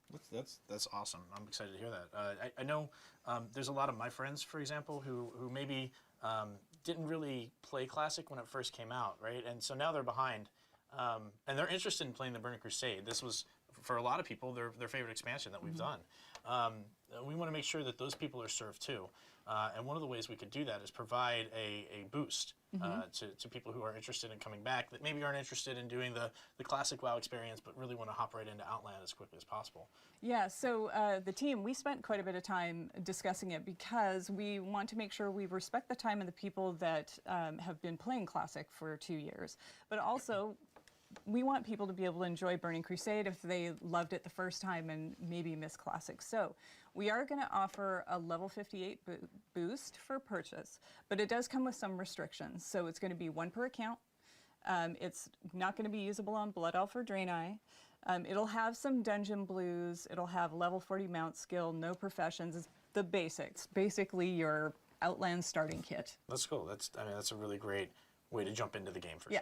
Yeah, I like that. I'll be looking forward to that. Look, I know a lot of people came back to play WoW Classic, and that's all they want. That's all they ever wanted. They're like, you know what, Burning Crusade, that's awesome. I'm sure some people are going to love that, but for me, I came back for WoW Classic. What do they get to do? What's their options? Yeah, that was really important for us too. Yeah. So we had all sat down and discussed like how we should frame this. So when we get to our patch day, which is prior to the Dark Portal opening, when I said before, like, I'll go back to my example for Worm Rest, we will be launching Classic Era Realms at the same time as we do our patch, and you will have that choice. So when you make the choice to go to Burning Crusade Classic, or you make the choice, like on my example, my level 40 druid, I want to move that character to Classic Era. And what Classic Era means is that those particular servers are going to stay in that era forever. So that is going to remain classic till the end of time. It's never going to unlock expansions. You'll be able to make that choice for every single character. Do you go on to Burning Crusade, or do you choose to go to Classic Era? Let's say, you know, you're behind the times a little bit. You'll still be able to have that choice. We haven't locked it to a time window. You're not going to miss the boat to Era. Choice sounds awesome, and choice in WoW is something that's meaningful. It's always been meaningful. Yeah. And I think it's something that's important when we look at the community, that you're going to choose to go to the Burning Crusade or you're going to choose to go to Classic. You know, some people may not be comfortable with that choice.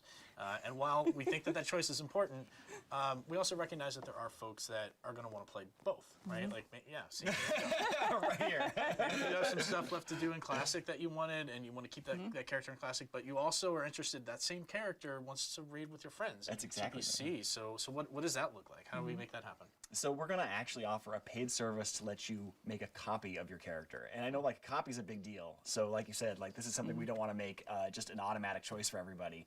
But I know that for me, it really is going to be like that pull to go to both places. So I want to be able to say, like, you know what, I'm willing to pay some money for this. I want a copy of my character that lives in Classic Era forever, while I also go to Burning Crusade with that with that character. And that way I can stay with my friends who are really excited to go to Karazhan.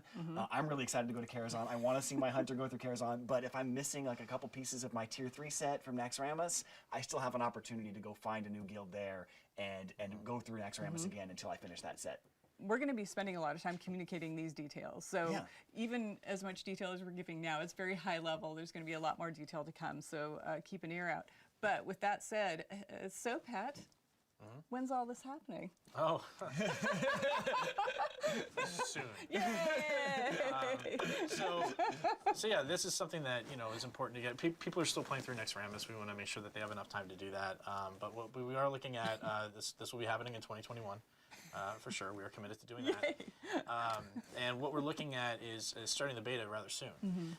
So hopefully that beta will go up and we'll get that running. The community can come and participate, help us out. We'll start to hear some feedback on the things we've talked about today. If there's any adjustments we need to make, we want to make sure we have a long enough beta period for that to happen. And then we'll get that out to the players so you can all enter the Dark Portal. Yay! Yeah, it's exciting. So any final words? Yeah, I just talked about the beta, and you know, I will say just to the community, you all have been so instrumental in making Classic the success that it has been, and you will be equally instrumental in making the Burning Crusade a tremendous success also. So please get in that beta, play, give us your feedback. We want to hear all about it. So enjoy, welcome, and let's have some fun. Yay! Yeah, and it's been the highlight of my professional career to work on WoW Classic and have the support and love of this community. It is really special to me, and I'm really excited to be sharing this with all of you in the Burning Crusade. Yeah, and for me, I've been playing Classic since it launched, and I wasn't working at Blizzard then, and it's changed my life, obviously. So from me and the entire WoW team, we want to thank you for bringing Azeroth to life for us. So we will definitely be seeing you in game in whatever flavor you choose. And until then, stay classic.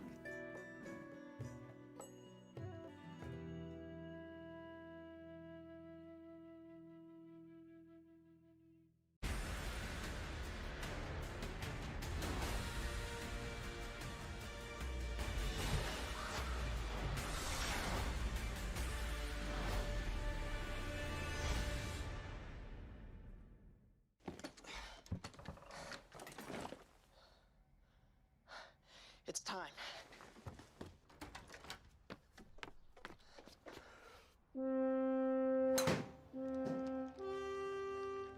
Finn? Wait, what? The clarion call of adventure. Oh man, World of Warcraft? I'm in. Oh, I'm so in.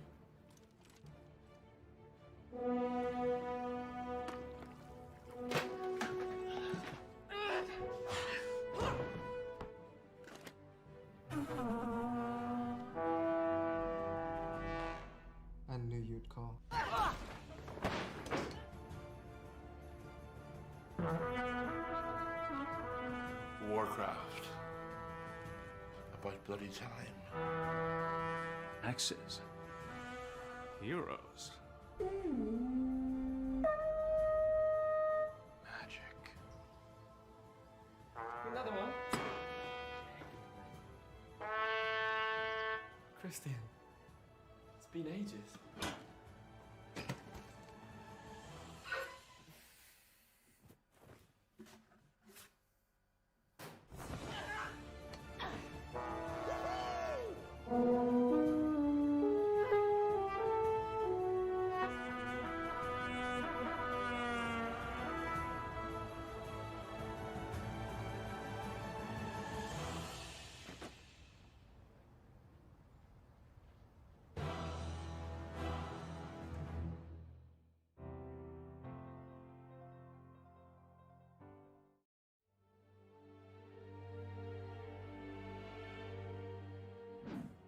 Hey everybody! So excited to be here with all of you to celebrate 30 years of epic entertainment experiences from Blizzard. And of course, out of all of those, the one that's nearest and dearest to my heart is the World of Warcraft expansion, Shadowlands. And that's what we're here today to talk about. The development experience for Shadowlands over the course of last year was unforgettable for all sorts of reasons. But it's also something that really has taught the team, taught all of us, a lot of lessons about World of Warcraft and how we can make the game better for all of you going forward.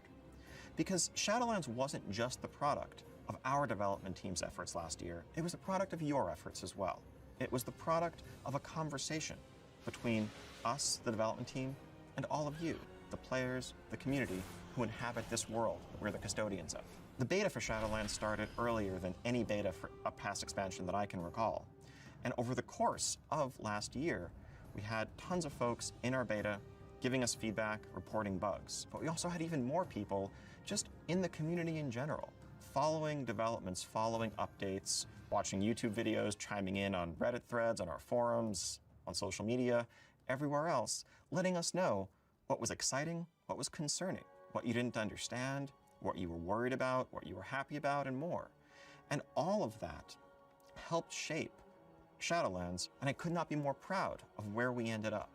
And it's been amazing seeing everyone jumping into this new world that we've crafted together and having an amazing time over the last couple of months. That's a conversation, that's a process that I would like to carry forward into 2021, and for that to be a baseline for how we build World of Warcraft going forward. So as we're here today talking about the next major update, what you're going to hear about shortly is where we're headed in terms of the world, in terms of the story, in terms of these epic characters we've just been introduced to, major villains like the Jailer and Sylvanas, and what's up with Anduin anyway. But we're going to talk a bit less, however, about systems. We have tons to share there, but the way we need to work on our systems, as we've learned, is, of course, by first seeing how they're playing out in your hands. We couldn't really plan what we were going to do with legendaries or where Torghast was going to go or what was going to change about soulbinds without having the experience of millions of players dealing with those systems and letting us know what you think. And so I am pleased and excited to say that when we look at our systems, unlike in some past expansions at this point, we're not seeing anything that needs to be completely overhauled or replaced. What we see are solid foundations that are in many cases in need of iteration, and upon which we can build a structure that will sustain us throughout the entirety of Shadowlands to come. So that's a conversation that's going to come when our public test realm goes live, and we'll have lots more information to share with you there. Now, what we are going to talk about, and boy do we have a lot of exciting stuff for you, is the first major content update for Shadowlands. Let me turn it over to my colleague, Jeremy Fiesel, who can tell you all about it. Hi everybody, I'm Jeremy Fiesel. I am a designer on WoW, and it is my pleasure to get to introduce to you today a first look at what's next for World of Warcraft Shadowlands. So let's talk a little bit about what we've accomplished so far. The champions of Azeroth have stepped foot in this otherworldly space known as the Shadowlands, the afterlife for all souls from Azeroth and beyond. Within the Shadowlands, we have met new allies, and we've fought a ton of new and interesting new enemies. We've joined covenants, and we've gained great power. And in this time, we have been able to deal with some of the immediate threats to our new Covenant allies. We have taken down the Gorm and the Drust in Ardenweald, and the Forsworn in Bastion, and ultimately, we've been able to add some stability back to each of our new allies' home zones. Within the Shadowlands, we have also been able to help out many of the denizens that are undergoing this major lack of anima by sending anima back out into the world, reinvigorating both our allies as well as the military forces of each of our covenants so they can take the fight back to their enemies. And as a culminating element to all of these things, we've been able to take out one of the jailer's main lieutenants, the traitorous Sire Denathrius in Castle Nathria. And yet, behind all of these things is the looming, dark and mysterious figure of the jailer. So what do we really know about the jailer's dark designs up until this point? Well, we know that the jailer is in charge of the Maw, a dark and forbidden place that we can't spend even a moment too long in before getting unceremoniously swept out by the jailer's forces. We know that the Maw has had this huge influx of souls, allowing the jailer to gain massive amounts of power, as well as anima, thanks to the actions of Sire Denathrius. This has allowed the Maw to grow in great proportion, something we've been able to physically see just by looking out past Oribos into the darkness. In addition, every time we have tried to step foot into the Maw, we've been watched unmercilessly by the eye of the jailer. We've never been able to get a solid foothold there. We have spent some time in Torghast, the Tower of the Damned, and we've rescued some very prominent souls. But again, we've never been able to get a solid and consistent foothold there and make any real progress. The jailer remains this mystery of the Shadowlands, and exactly what his dark designs are for the afterlife are still unknown. This is the story we will be investigating in our first major content update for World of Warcraft Shadowlands, entitled Chains of Domination. Now you can imagine with a name like that, we're going to be very centered around the jailer's forces and his plans. What do him and his champion Sylvanas have in store for the rest of us? And how does this influence our allies in Ardenweald, in Bastion, and elsewhere? The jailer will make his first attacks, showing his hand, and we'll be forced to defend our brand new allies, as we see what the jailer's designs for the Shadowlands truly are.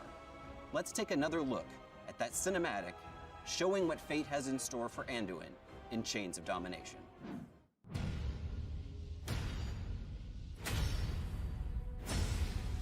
Look around you! What makes you believe you're not just a weapon to achieve his ends? Enough! Join our cause, or be made to serve. Right now, you hold all the power. Make your choice, Sylvanas Windrunner.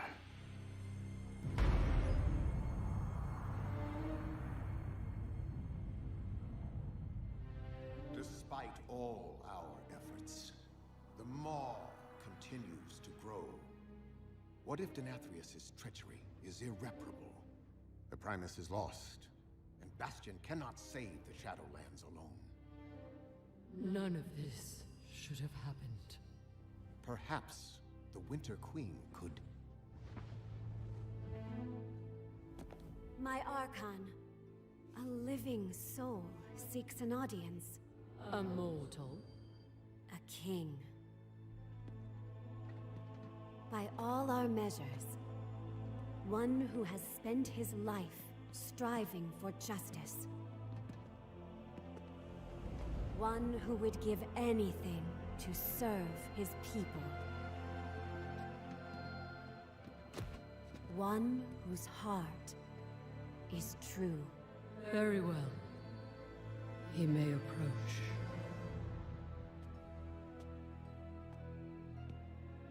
Step forward.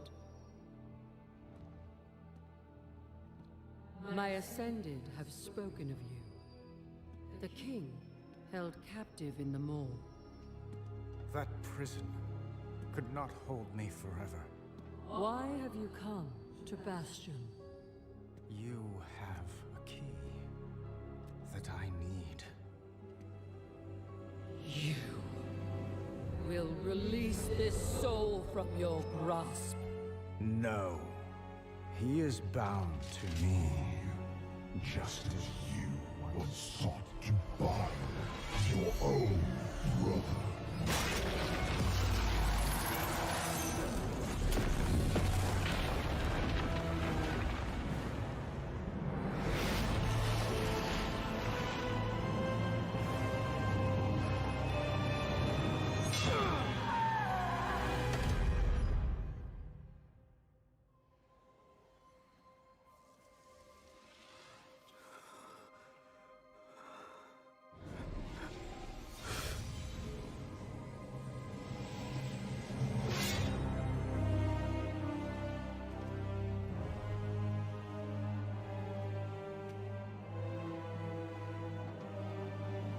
The vessel performed its part flawlessly.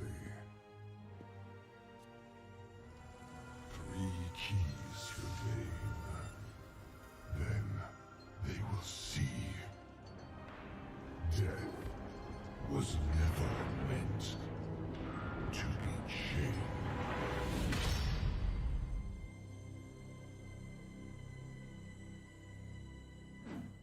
There's a lot to unpack there, but as you can imagine, we're not going to take a strike like that sitting down.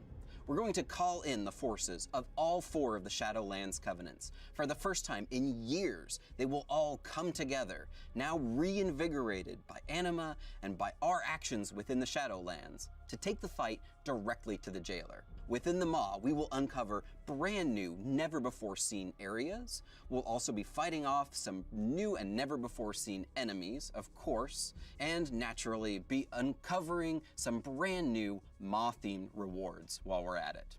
Our return to the Maw includes not only a chance for us to push back against the dark designs of the jailer in areas that previously were very forbidding for us, where we really weren't able to spend very much time there.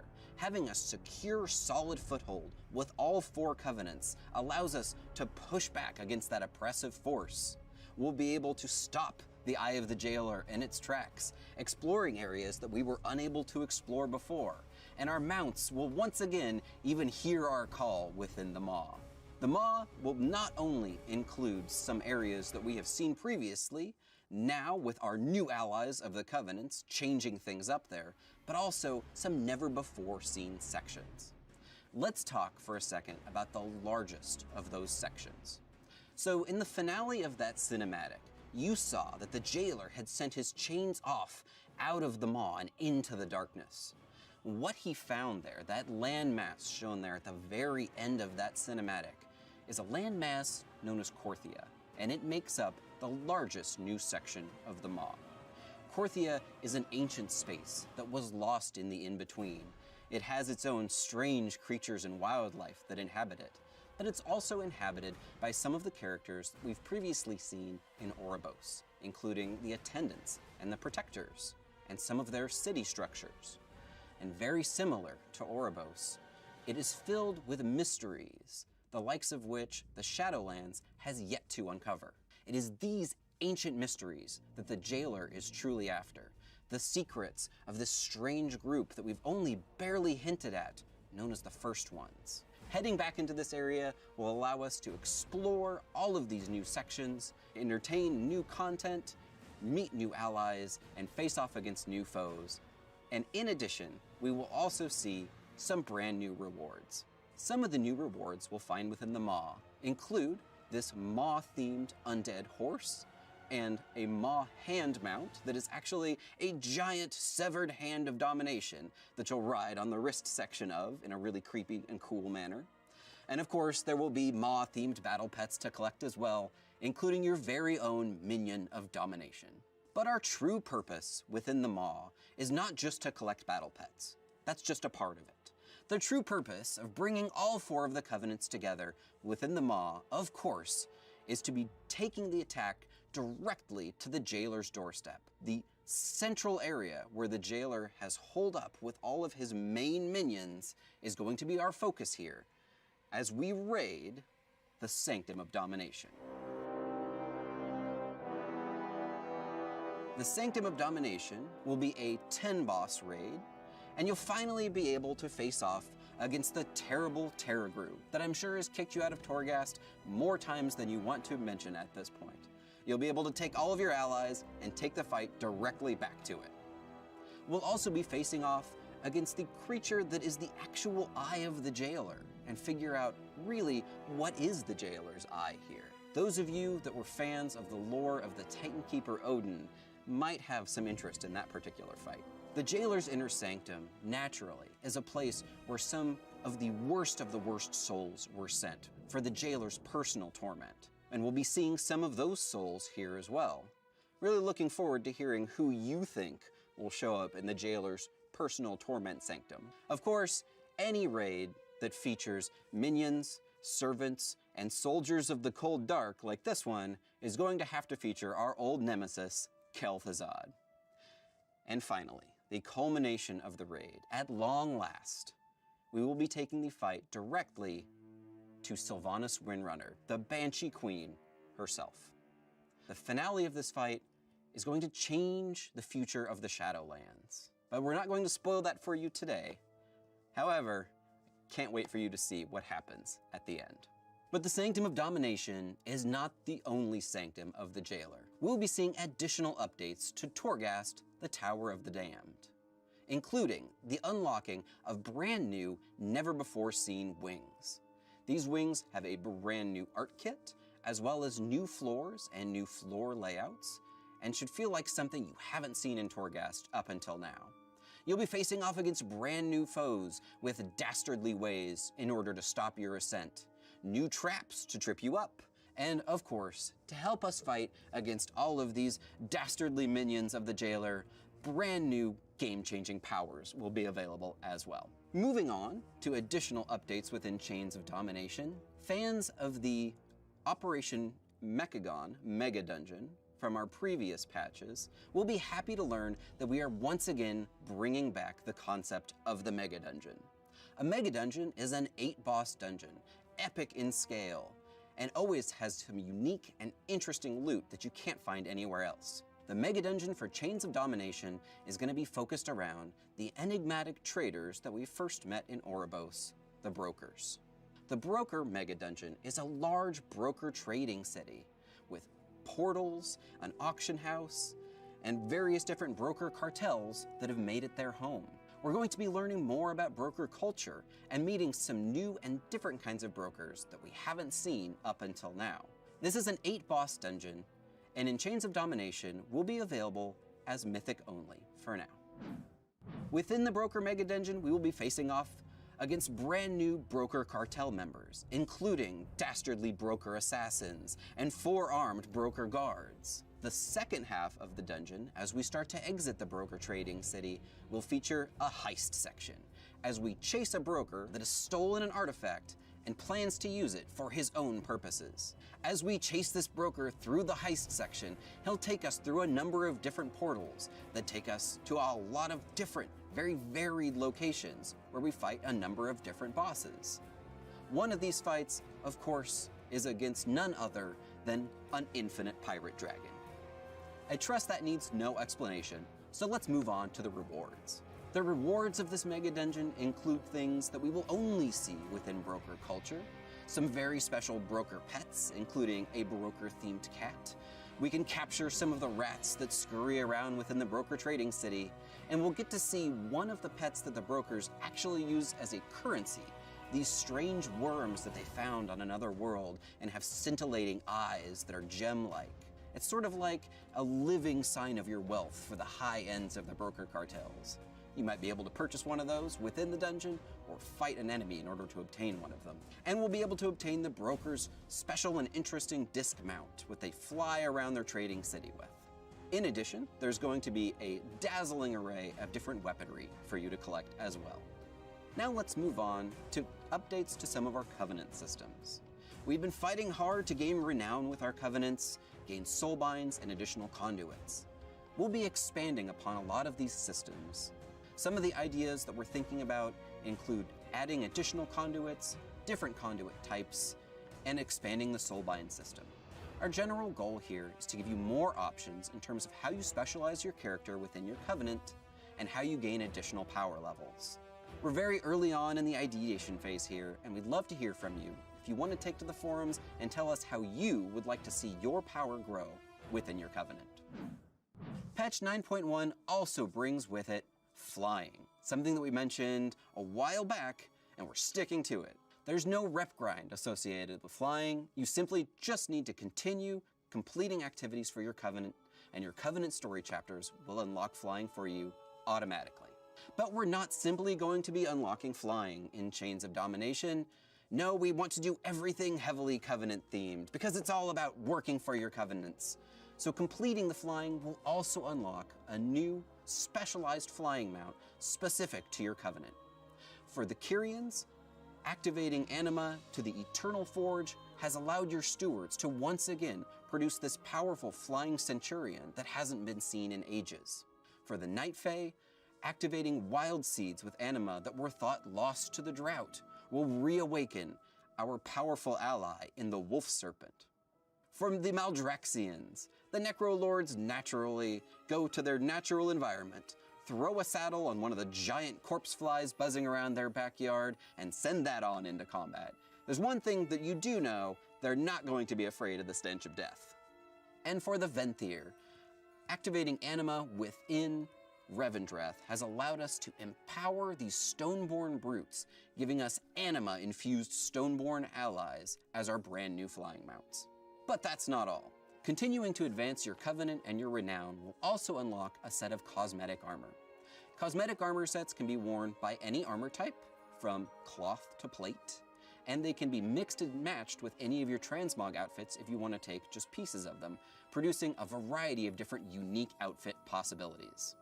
The cosmetic armor set for the Kyrian is stylized after a Kyrian courier who might be rushing across the fields of Bastion with a missive. It's very lightweight, it's very airy. For the Night Fae, your cosmetic outfit will be themed around the Forest Defenders and includes many natural wildlife elements, including the horns of the Great Stag and the leaves of the various flora around Ardenweald.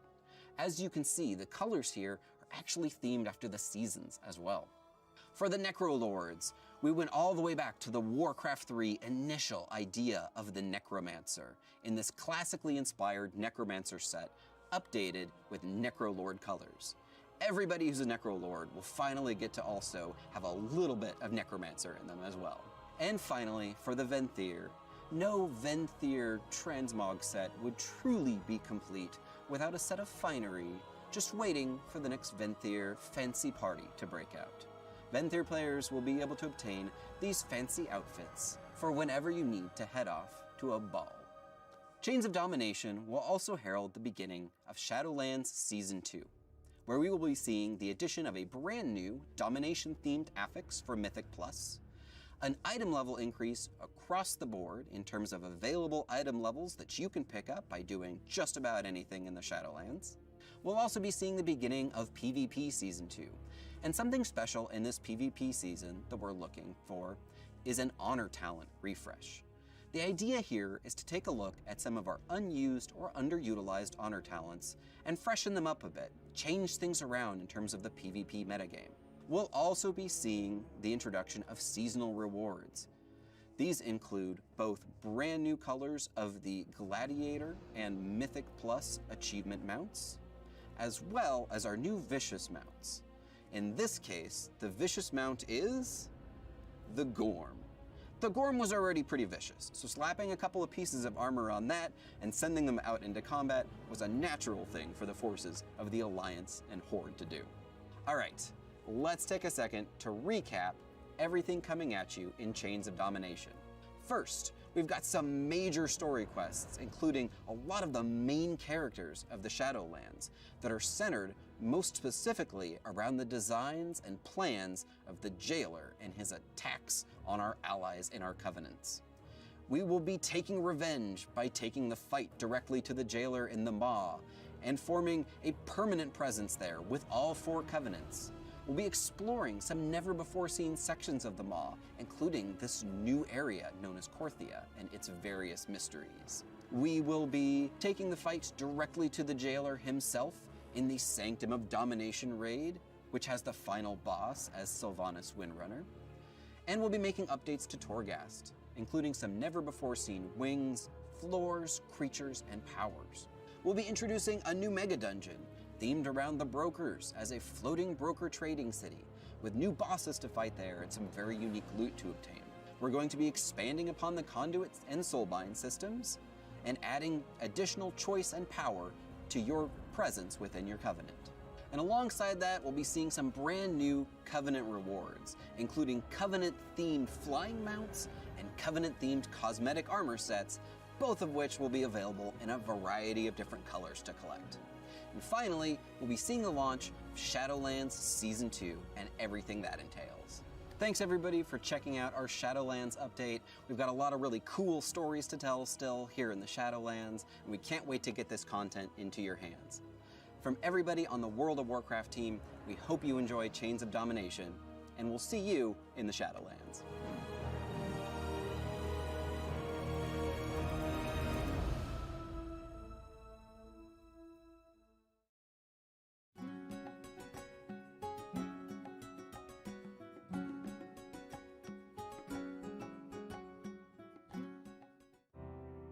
Dolby is a proud partner of BlizzConline. Watch Shock vs. the World in Dolby Vision and Dolby Atmos, only in the Dolby Access app. Coca-Cola, the official refreshment of BlizzConline.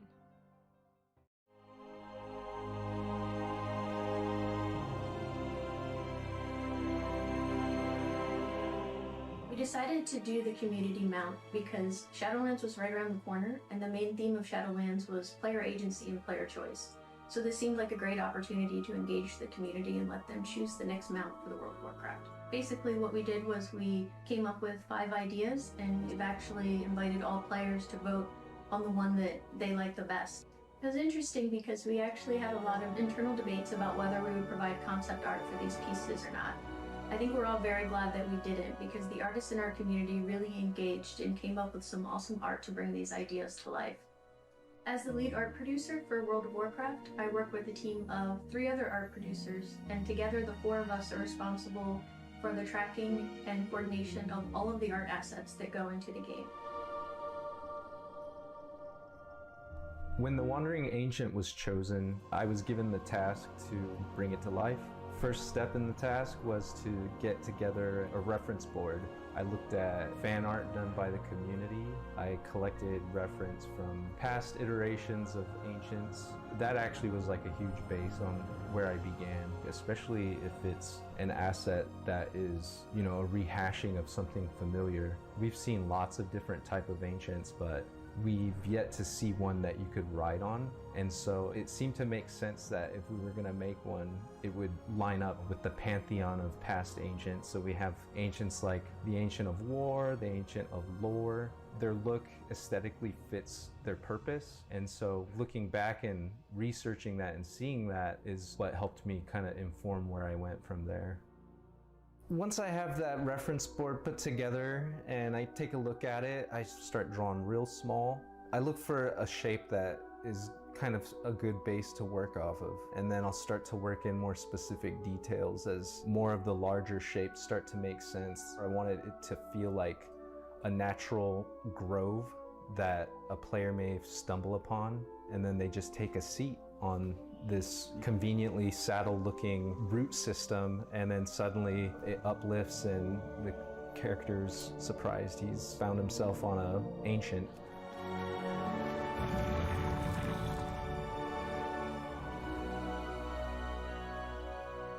The whole point of the concept, it's just, all it is a blueprint or a guide. From there, I open up 3D Max, I start modeling it. I ended up keeping a lot of the foliage that was in the original Ancient because a lot of that stuff was already there. And then there was a couple major parts of the creature that had to be created from scratch. So that would be like his main torso and his head and the tree.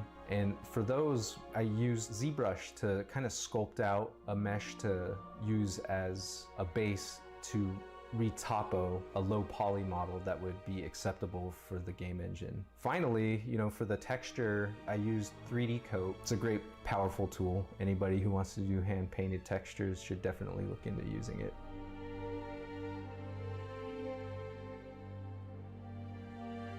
When rigging starts to build the rig for the animators, we talk it over with the designer and we decide to figure out what the best kind of topology is for better deformation for the animators to get a more lifelike capture. Deformation is basically how your skin moves on the bones. So the geometry itself gets attached. As far as how your arm moves and how your skin moves when you articulate your wrist, your elbows, beard, ears, you want to kind of get a general sense of how the head is going to turn or how the elbow is going to bend and get a better understanding of how it's going to deform. After that, you add controls for the animators so they'll be able to move those bones without having to worry about what's underneath the hood. They can just go for the visual look where they have the controls and animate just like a puppet.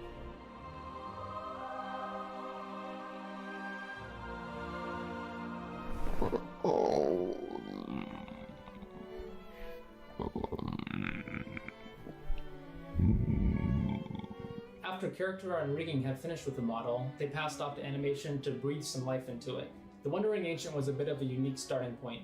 We had animations available to us from 16 or 17 years ago that really helped capture the spirit and personality for the creature. We wanted to use those as foundations to build upon, and with the updated rig, we were able to go in and add new motion and life on top of this creature. We do this by a process called keyframe animation, which follows the rules set by traditional animation in the past. We're able to use 3D software to use the rig and model to bring personality and motion into the character. Animation is really drawn from inspiration from the real world. Watching creatures and animals, how they move, you pick up these little things you might not think of. So it's really important to study the movement of nature and other humans to really figure out how your animation might better sell the motion and the physics behind it.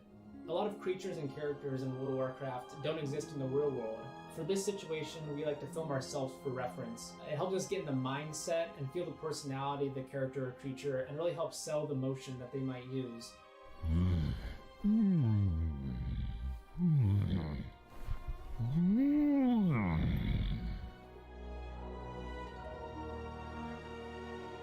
So my first step as a sound designer is to look at the model, to look at the animations that the art team has already made, and get familiar with the personality of the creature, with the material types that they've used, how fast is it, how does it move, and then I can start putting together sounds that will help reinforce that. So what is it made out of? Well, in this case, we have, obviously it's a tree, so he's got his creaking wood elements, he's got his shaking leaves, but he's a creature that's sentient, he has a personality, so what would he sound like? What kind of vocalizations would he make? Just basic walking animation.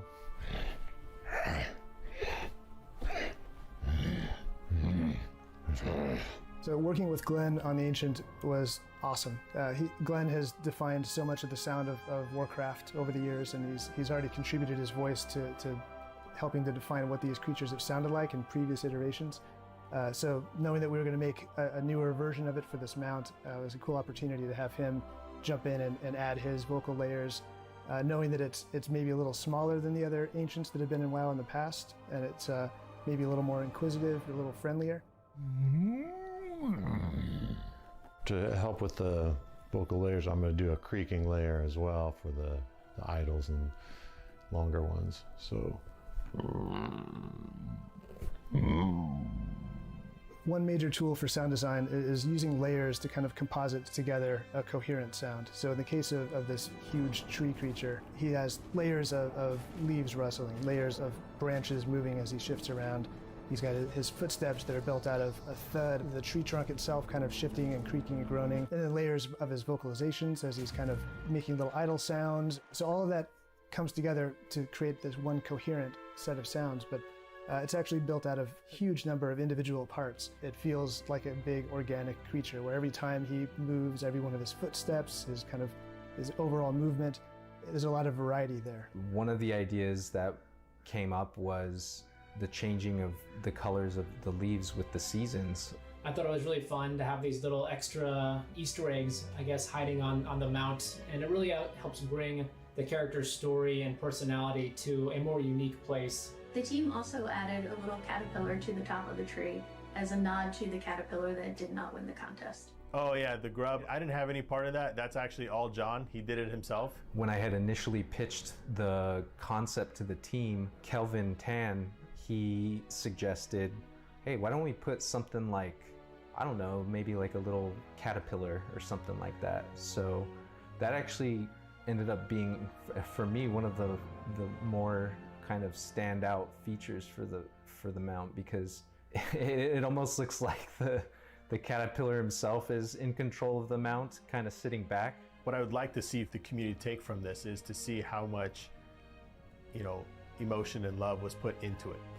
Most artists here are also gamers and also WoW players. So it's one of those things where there's another group of players that are with the community, that are part of the community, that are just as involved in this as the community is. So hopefully the first time you summon this mount, it's an awesome experience. That the visual and the sound just feel really rewarding, and it's a super cool thing to hear. And the first time you do the mount special and see its cool animations and all the sounds, and you start riding around the world and hearing the different little idols and sounds that it makes, I hope that matches the level of enthusiasm that people had for seeing this thing and all the cool fan art people have made for it.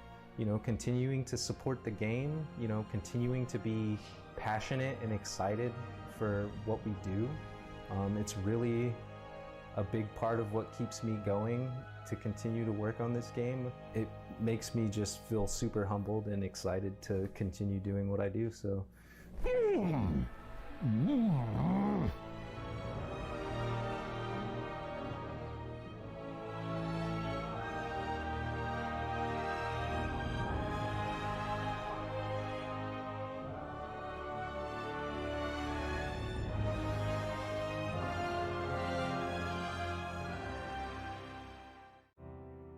Dolby is a proud partner of BlizzConline.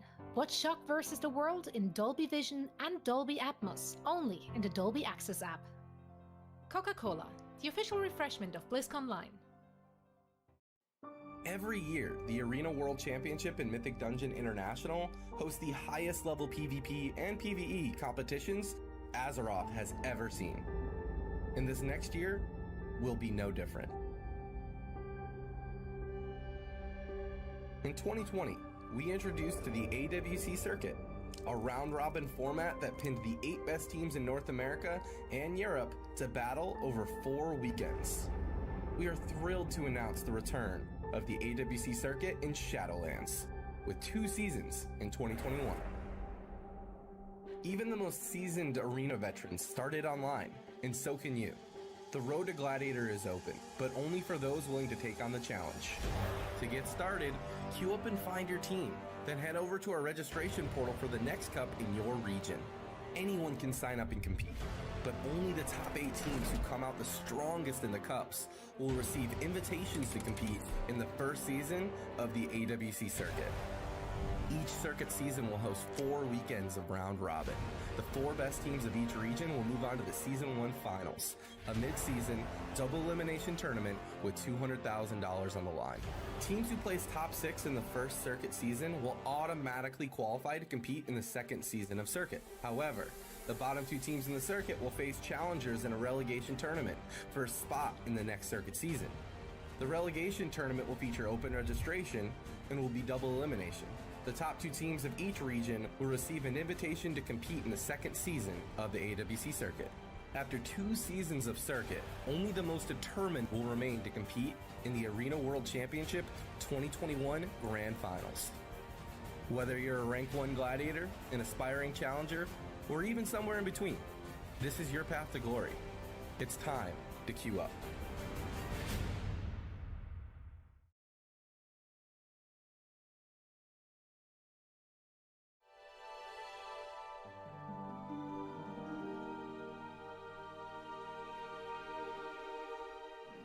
Hello, everybody. Welcome to BlizzConline. I'm so happy to have you here.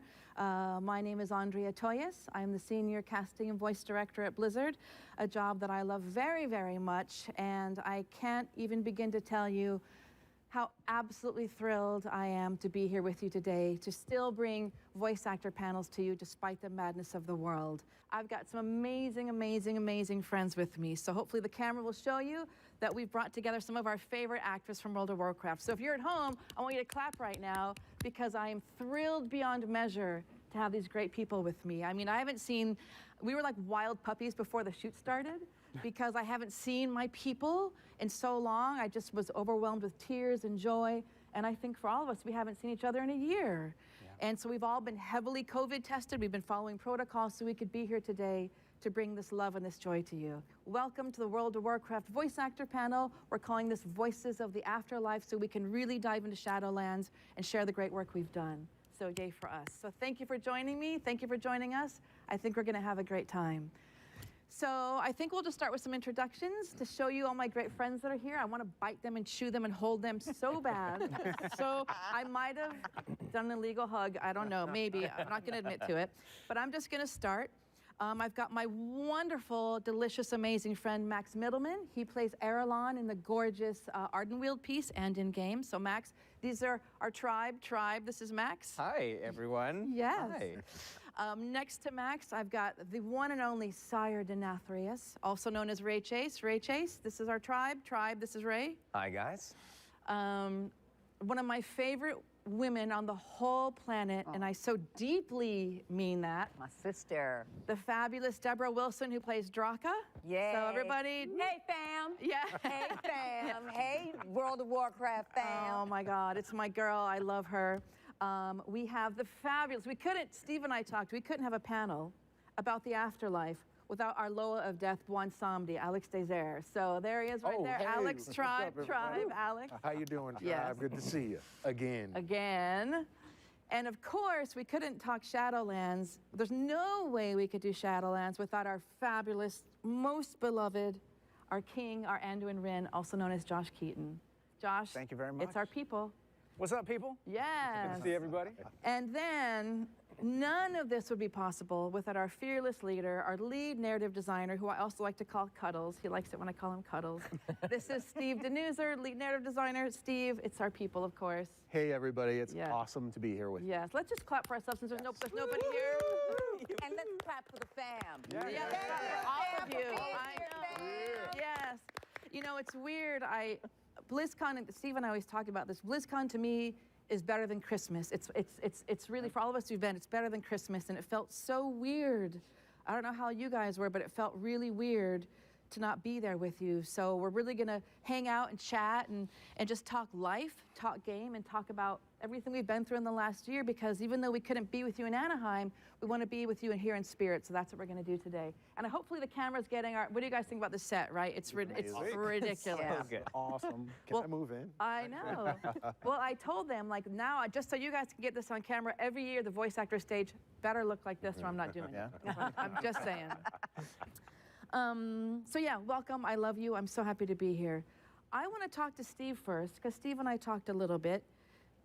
You know, this is the first game that Blizzard did in the pandemic, right? I mean, I think March 13th, we got the call that we were all going to work from home. There's the call now. Yes. We're going to work from home, and thus we had to figure out, we have to make Shadowlands happen from home. I think at that point we had very little content recorded.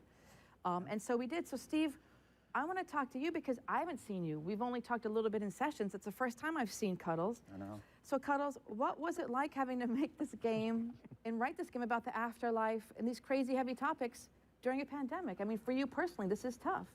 Well, it was tough, and it was a really scary time at first because when this started happening, we didn't know if we could have voices. We didn't know if we could pull it off even. And we had very frank conversations like, is this going to be a silent expansion, you know, or very minimal? And we talked about like, well, could we, you know, go back later after things are normal and record it then and put the stuff in?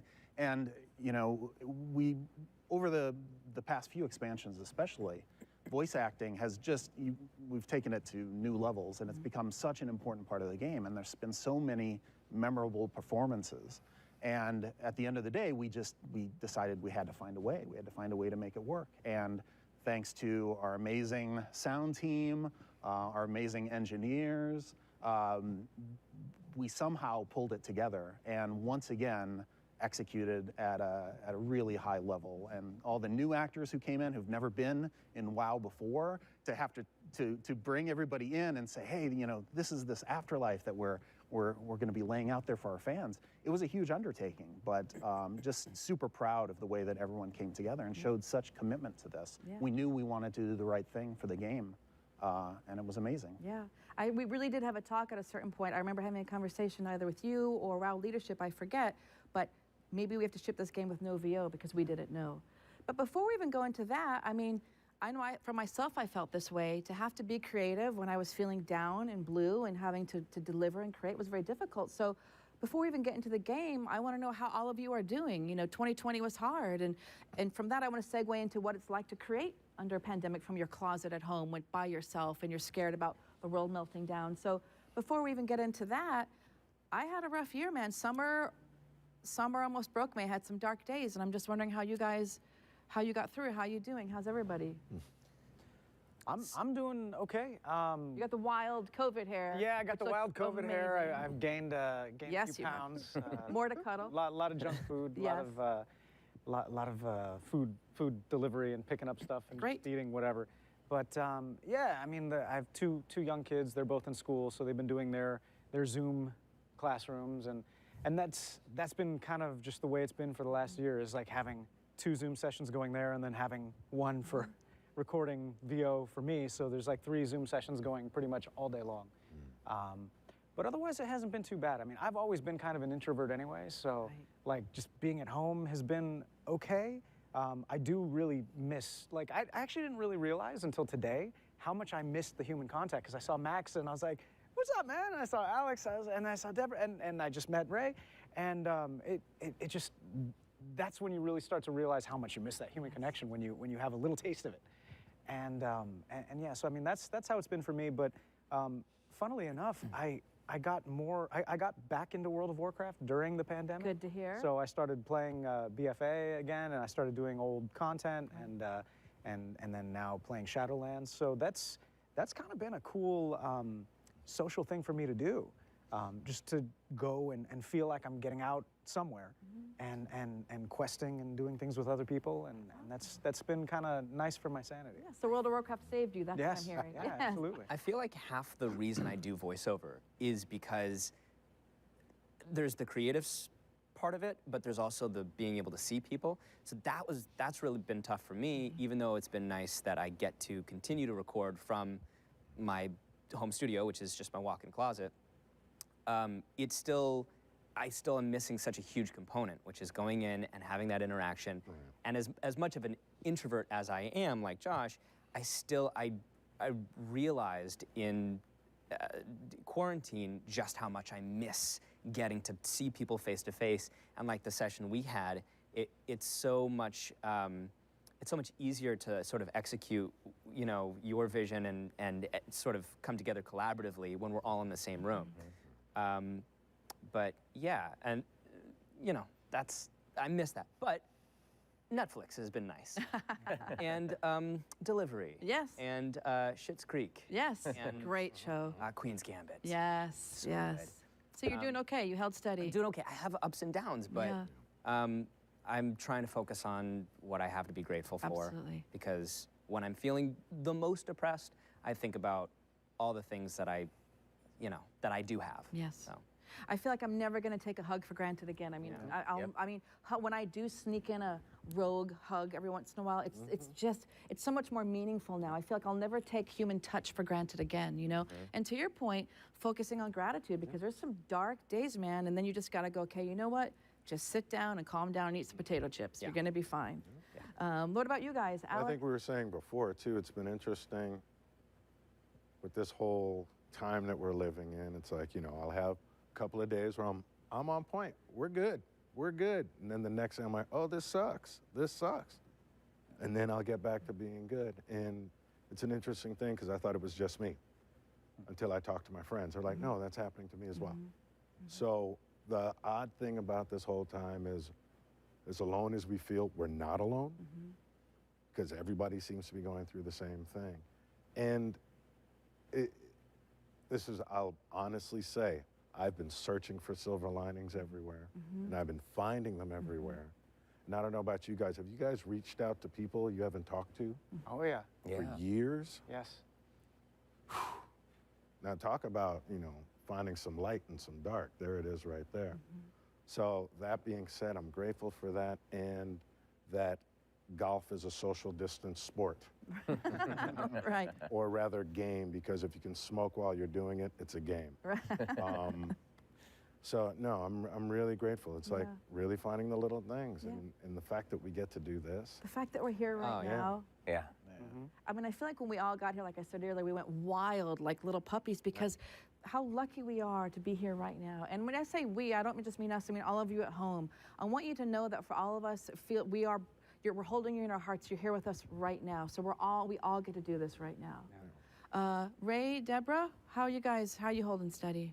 The interesting thing for me is I don't have children, and I'm not married. So the complexities of having a family, the complexities of being married, and holding those relationships in a different space, I get why people go like, it's driving me mad, or all these things. But I've always been this person who is living her first childhood, not her second, but at my age, living my first childhood. And I've never let that go, because I've been honored and privileged to be married but divorced, have my own space pretty much for a very long time, and have scorpions and tarantulas and fish and a dog, and do whatever I want and get tattooed and pierced. So there was always this sense of privilege of my own that I've created for myself. And as a kid, I was always that homebody. I never considered myself by myself, but with myself. And the darker stuff for me was prior to any of this in years. It was a dark descent in my own personal life for many other reasons. And I'm talking very, very dark, where it was rock bottom. And because I had hit such powerful, dark rock bottoms, I knew that I would never go there again. And it was important for me to stay spiritually grounded, because I knew that everything has a rise and an emergence, and everything happens for a reason, and everything has to be spilled out to examine and look, so that we can discern and disseminate the make and measure of who we are in the center of it all.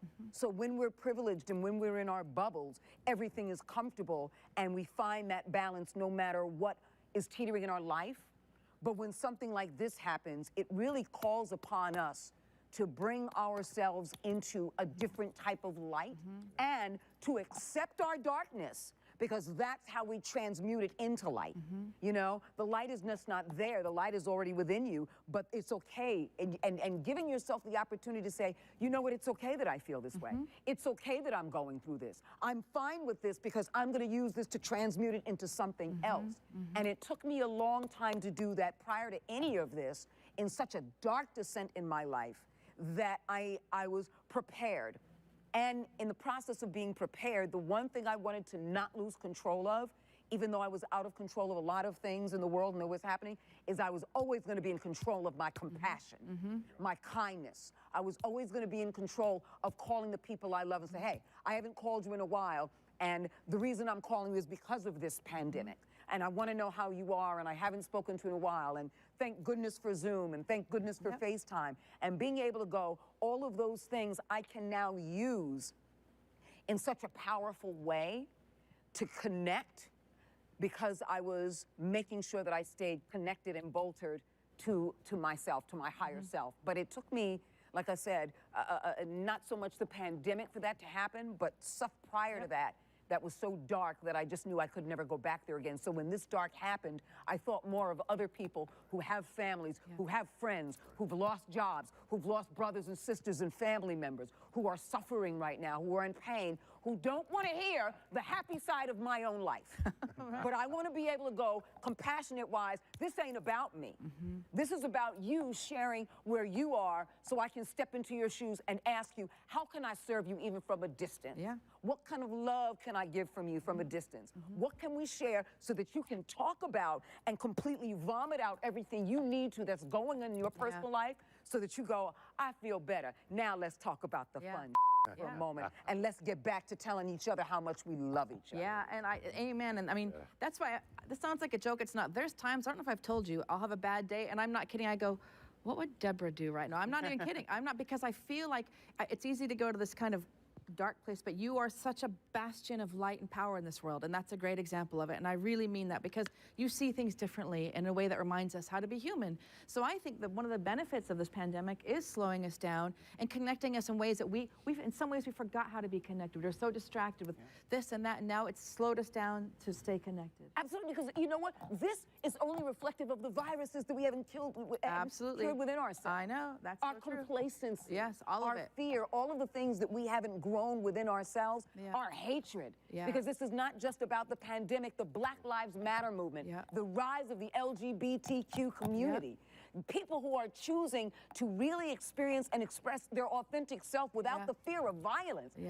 And living, and this is the 21st century we're talking about, where people are still being killed for a belief system. And for who they truly are to live their authentic selves. And because of that, there are so many viruses that we have to look at in ourselves that we go, what am I doing in the center of this? Who am I in the center of this? What am I contributing to the center? All these things to ask ourselves. It's a hard act to follow, Steve and Ray, I'm sorry, but I don't want to go what else can you say? I played a lot of video games this Ray, year. Yeah, it was really Ray, rough. how have you survived? So how you been doing? Ray also has the best COVID hair. I would kill for that hair. Thank you. So Ray, how have you been doing? You're supposed to be sitting in the Sardonathrius pose, by the way. It just happened to be that I ended up getting the largest seat in the room. So how have you survived all this? Are you doing all right? We had an odd thing. We got married. We had a very poorly... Congratulations. We had a very poorly timed wedding. It was March 21st of last year, and it was originally like a 50-person wedding, and then the week before it was, we can't gather in groups of more than 20. It's now a 20-person wedding, and then it was, 5, and then at the very end, it was in our backyard, and 2 people showed up. Just her parents. But so special. It was really, it ended up being special, and we got the cake all to ourselves. So it ended up being okay, So you made it through all right. That's lovely. Congratulations. Thank you. That's wonderful. That's great. It's nice, these things, it's like I feel like these things that happen to us mean more than just a blur in a timeline. Now every little thing matters. Steve, what about you? How you doing? Because you had to keep yourself healthy and then write a game about the afterlife. So how are you? Then start there. How are you? How are you doing? Doing pretty good. Like everybody else, there's ups and downs. But it's, the important thing to remember is that none of this is an equation to be solved. Like you don't just figure it out and go, okay, I'm good now. It's fine to have those ups and downs, to have good days and bad days. That's natural. And just weather the storm. And just weather the storm and just, keep pushing forward. But so what was it like then? It was just so weird that we're this game Shadowlands and the themes of it while there's a pandemic going on. So did you have to meet with a team to kind of go, okay, we're going to go into this dark place while the world is kind of dark? What was that creative process like? Well, it was, we were already had things underway. These expansions take so long to, from first conception to agreeing upon, the basic ideas to developing those out. So everybody knew what we were going to be doing. Everybody was already kind of bought into that. But, the crazy thing is that so much of my job, like I have 2 major phases of it. And the first phase is like getting people together and jamming on ideas and sharing story ideas and going back and forth and kind of honing out so those best ideas rise to the top. And that's it's always been a very in-person thing. It's people gathered around, we're all sitting around a table, we're all jamming on stuff and just feeding off one another's energy, and that face-to-face connection was super important to that. And then another part of my job is, after those ideas get distilled down, is kind of like preaching it to other people, like going to different groups, to the engineers, to the sound team, to whomever, and saying, this is what we're doing, and getting all excited about it. Again, a very face-to-face thing, and feeding off people's energies and seeing how they're reacting to, like, what are they raising their eyebrows at? What are they nodding to? All those kinds of cues that are so important in this physical space. And when we first all went home, and we didn't know how long it would be for. Will it be for a couple weeks, for a month, for who knows? I remember that first week, we started having Zoom meetings and stuff like that, and I just thought, oh my God, this is not going to work. I'm a failure. I'm gonna lose it. This is where the rug gets pulled out, and this is people figure me out now that I can't do this. And that first week was really hard, and I questioned myself, and I just doubted whether we could do this successfully. And then the second week, it got a little easier, and started making those connections. And some of those meetings were like, man, that was really good. Like, had some of that same energy. And by the third week, I didn't have any doubts anymore. I knew that we could do it. I knew it would take longer. I knew that it would be harder, and we would have those ups and downs, and we'd have fits and starts and all that sort of thing. But from that point on, I never questioned that we would make something great. Yes, that's great. Because even through the screens and through the wires and this distance and everything, I still felt that connection to the people that I'm in the trenches with every day. And we carried that forth from the game team to these acting sessions, the voice sessions, and just that energy and that power and that trust was super important, and that's what got us through. Yeah, I think that's beautifully said. I feel like for myself and probably all of you, but for Steve and I working at Blizzard on this game, it's like a mission, a goal. We knew we had something bigger to work on it, and rather than, there's sometimes I didn't want to get out of bed, and I didn't, but then there's days when I'm like, we got to get up, we got to do this game, we got to commit. So even though we were distant, because Blizzard very much is a tribe, it's really palpable, but I think to your point, there was something greater than ourselves that kept us going. Yeah. And these are some dark tones in this game. I mean, did that come up? I mean, you had to write some heavy content. It is, but I think of Shadowlands as a very optimistic expansion.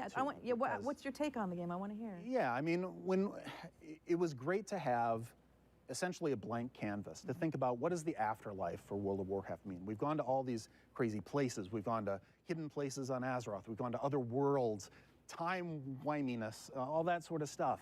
And this was a chance to go to this entirely different reality, basically. That had only been hinted at before. We'd only talked about Shadowlands as a concept, and we'd had some characters like Bwansamdi who had given us little footholds and dipped our toes into the realm of death before, but we had never fully immersed ourselves into it. And one of the things that I kind of fixated on early on was this idea that humans, we think of death, we think of that as an ending, but for the Shadowlands, death is just a beginning. Death is a source of energy. Death is a source of existence for all these people. And there's lines in game where some of the characters who exist in the Shadowlands, even though they are of death, I always say it's death with a capital D, death as an energy, death as a force. Death as an energy, that's heavy. Death is a kind of magic that animates all of these things. So the irony is that even in this realm of supposed death, things are very much alive, and there's characters there, people that you make connections with, as many of the characters here on this very panel. Players feel just as real a connection to someone like Erelon, or when they're in the raid against Sire Denathrius and all the things that he said. Like, those are real connections, and it doesn't matter that this is an afterlife setting. It's still World of Warcraft, and at the end of the day, that's what people come back to and are drawn to. Absolutely, and I really want to talk about all the work that our actors did, but I want you to talk about one thing you were talking about before the cameras rolled, and that was, we were saying Josh is a big WoW player, in case you guys don't know. I mean, you can talk WoW probably more than Steve. He's after my job. We all know. Totally. Well, we don't really need you anymore. He's got better hair. Yeah, so I know. He's got hair. But we were talking, you were saying how in Shadowlands, and I know from having to cast 1 million races, that we have more races than ever, and I want you to talk about how you approached writing it with all the realms and the post-it notes, and because that's bananas. I want to know how you got from that crazy writing process to these great people here today. Yeah, well, it is, creating this is no one person's job, first of all. To make that clear, like, I work with tremendous people. Yes. We have tremendous designers and artists and engineers and just a whole team that lives and breathes this world and this story. So everything I do is a collaboration. I don't do anything on my own. Yes. So we lift each other up, and when people have good days, they help everyone, and when they have bad days, then they lean on other people, and that's super important. But for my part of it, I'm always try to focus on the big picture and, like, what does Shadowlands mean, and what are the themes that we're going to be exploring as we're telling these stories.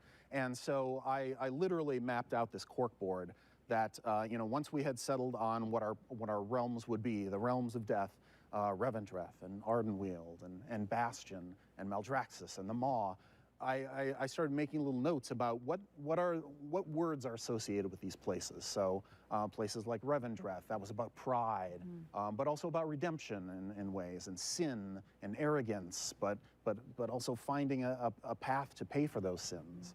Maldraxxus was about struggle, it was about chaos, it was about rising up a ladder to prove yourself. There are good qualities in that as well. And so it was about finding all of those themes for all of these different places. And then I could look at that and see how a theme in Bastion connected to a theme in Maldraxxus. And then that's a great fodder for a quest designer. You go in and say, oh, I can build a line that takes me from this place to this place. And then now I have characters that have something in common that they can interact. So places that on the surface looked very different from one another actually have a lot of threads connecting them. And I think that's one of the hallmarks of WoW, is that kind of storytelling where there's so many threads that are connecting characters and connecting points in time and connecting places.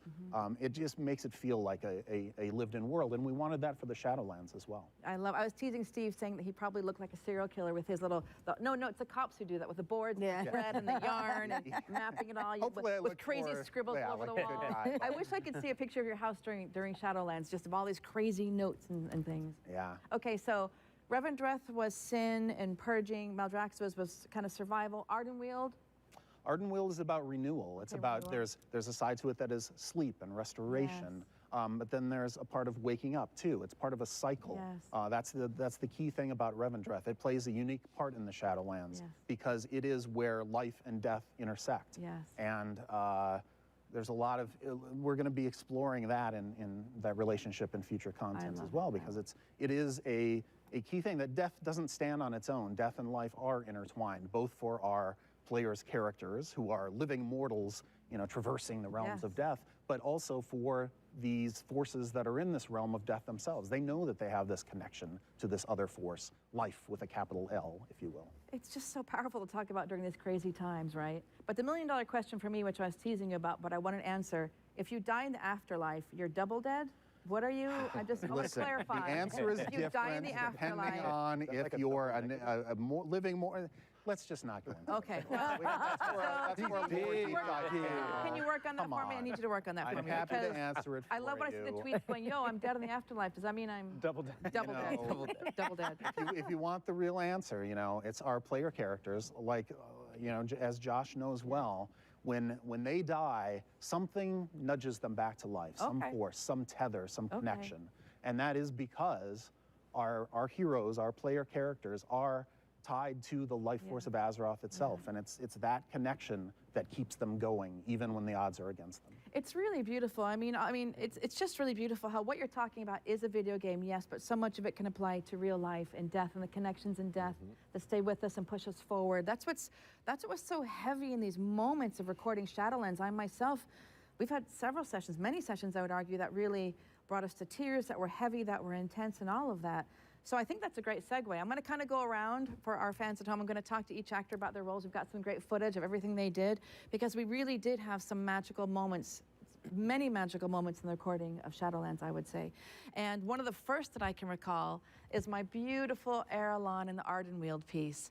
I mean, I got to tell you, our cinematic director, Mark Messengers, that was his piece, and I told you this, Mark had to leave Max's session when we recorded for Ardenweald because he was crying so much he had to walk out of the booth.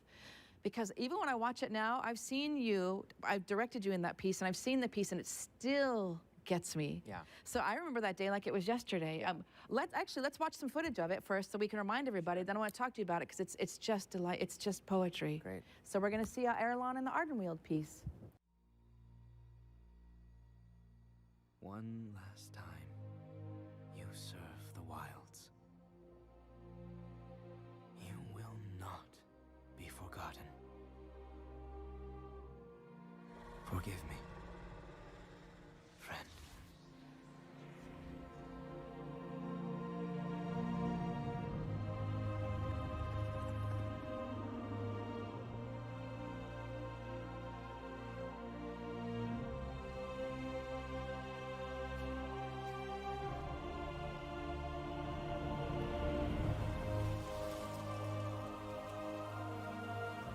I will hunt for you, my queen. For Ardenweald, and and for the souls we can yet save. I swear it. I swear it. It just gets you, right? I can't make it through that piece. And we recorded this before COVID hit, and watching it now, I feel like I see it even deeper and more profoundly because, I lost my 19-year-old cat last Christmas, and when every time I watch it, I think, or of any loss that we have, and the grief yet beauty in it. So, do you remember that? I remember that day like it was yesterday. I do. It's such a heartbreaking story. By the way, something I just noticed is that the Winter Queen gets teary-eyed in the visual, which is like, whoa, for her to. My mom actually, when she watched this, she never cries at animated stuff, right? But she called me and she was like, I just watched your. I was like, yes. But it's a heartbreaking thing that he has to go through. Yes.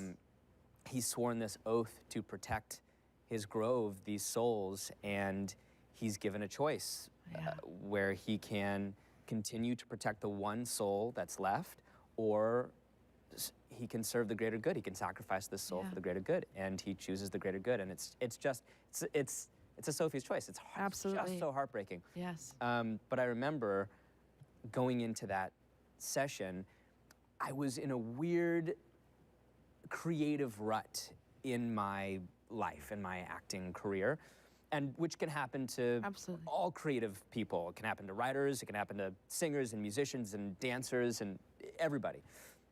So I was in that place where I felt like I was doing the same thing sort of over and over and over again. And rarely do you get to work on something that is so filled with this, it's so well written, it's got so much for you to grasp as an actor. The lore is there's so much there. And I remember leaving that session feeling the complete opposite going into it. I felt so fulfilled. And I told you, it was such an honor to be able to do that. And you only get to really do this kind of thing with video games, I feel like, for voice acting. Or it's rare that you get to do it with other forms of voice acting. So I was just so thrilled, so thrilled. And like, part of the reason that, like I said, that I'm able to feel this way is because the writing is so good. Like, I can go in and, I don't know about you guys, when you're creating a character, when you're auditioning for a character, I latch on to like adjectives because it's the easiest thing to use. So for Erelon, that's he's loyal, he's dedicated, he's compassionate, he's strong-willed, and all these things create like one layer of a character. But having the writing be so rich, when you get to the session, you learn these other things about the world and the character and how he relates and these threads that connect, it adds a whole nother layer, and I think that's what you need if you want a character to be compelling. So, it's just such a joy as an actor to be able to work on this kind of thing. And I remember talking to you in the kitchen that day because we got a lot of auditions in for Erelon, and yours was just, if we had used your audition for the piece, it would have been perfect. And we talked about your preparation, like you put work, maybe like you're saying the adjective. So for a character like Erelon, how did you prepare to audition? Because your audition was perfect. Do you remember what you did? Thank you. It's with an audition, it's tough. There was an image in the audition. I remember it said something like, a picture is so helpful. To see a picture, I don't even think it was finished. Right, it wasn't the real thing. But it's very helpful to have a picture and sort of the adjectives together. There was a little backstory, so I could latch onto that as well. But you're taking big swings. So, I don't really have the answers when I'm in the audition, so I took some swings, and luckily, it was great. Yeah, it worked. And for me, I think Erelon, and Steve, what do you think? I feel like with Erelon, there's such a juxtaposition of raw vulnerability and delicacy, but yet power and strength and courage. So for me, Erelon's one of my favorites because he does balance out those two things. Is that how you perceive Erelon? I mean, he's just such a magnificent character. Yeah, and for people who, a little insight into our process, typically the way that it works is we'll write up on our side, we'll write up like a casting sheet for this is who the character is, and this is what role it's going to play in the game, and this is what is important about it, and we give that to you, and then You'll usually doctor it up so that you're not revealing any of our secrets in the lore deep dives throwing and stuff. some actor speak into yeah, it. you're giving the actors what they need to be able to pull from that. And so, yeah, those were the things that were super important about Erelon. And then you deliver a batch of auditions, and we listen to them together, and I give you my thoughts on those. And like, ignore everything you tell me. Yeah, yes, exactly. But we find what that core is, and like, what are the things that stand out about this audition that really hit home for that character? And that was the thing. It was Erelon needed to be sincere. He needed to be someone that you could tell he cared about what he did. And so that was what was so crucial about that performance, and it just nailed it perfectly. I've seen that cinematic from, because it was made by our story and franchise team. But I'm in the room from like the first script and going over the notes and everything, and storyboards to like early animatic to, you know, the art pieces coming in, temp voiceover and all that kind of stuff. Every time I cried with that, like every time I could see it. And then when the final performance came in and the music came in, I freaking lost it, man, because it was just so perfectly done. It just brought everything together. And I'm going to tell you something I didn't tell you. Whenever I sent the casting doc out, I listened to everything and I gave everybody a chance for sure, but I knew it had to be you. Because I always look for actors. All of you here to me represent, I always look, successful casting is when the person themselves really connects with the character. And you are so full of love and light and beauty and strength and endurance and power. So I knew that your heart would come through so powerfully, and it did. So I love you so much. Erelon was such a beautiful piece, and I treasure that session so much. It's one of my favorite things that I've ever done. Yes, it's wonderful. Well, great. Well, so happy to have you here. Thank you. So of course that leads us to Sire Denathrius, and I love that I said I look for actors who connect to their character. So clearly, pure evil. Pure evil. When I think about Ray Chase, it's pure evil. Yeah. I've known him for a long time, and I can confirm. Pure evil, pure menacing evil. Not nothing, but good looking. Yeah, very great hair. Great hair. Something someone evil would say.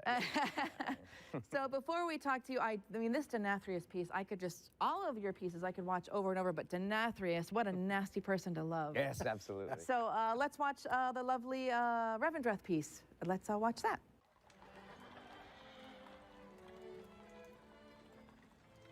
To the good people of Revendreth, it is with optimism that I address you today. Though these are challenging times.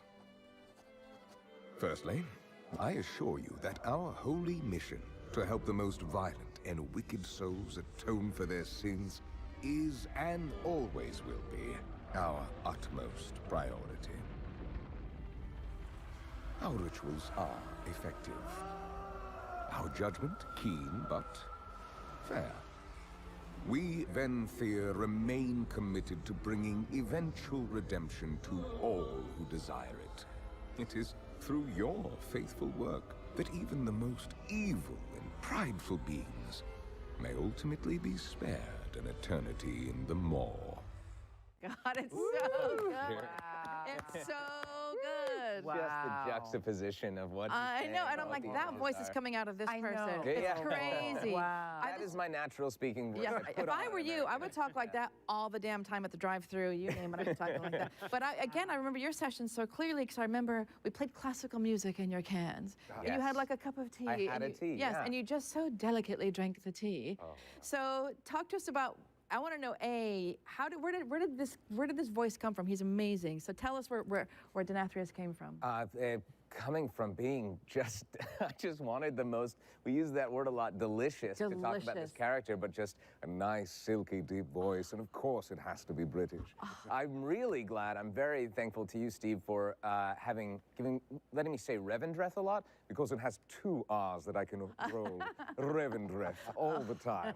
It's so nice. It's so good. And I'm glad Max didn't snipe my story, but we both did our sessions the same week, and we called each other at some point to check in because we were always talking with each other, and we both said at the same time, I had the best session I ever had, and it was, and both of us just said, yeah, it was these for Warcraft. It was incredible. Just the directing, the writing, the characterization, and yeah. And that was another thing I forgot that. you do this. I don't think anybody else has done this, where they play music in your cans, and it changes such a it. delight. It Oh, changes my God. everything. Yes. That's so cool that there was classical music. Oh, yes, playing. it was so It was the perfect, music this from the tea. trailer, yeah. Yes. It was perfect, and then you had me drink tea before saying every single line because he's in that drinking anima from a glass. It was perfect.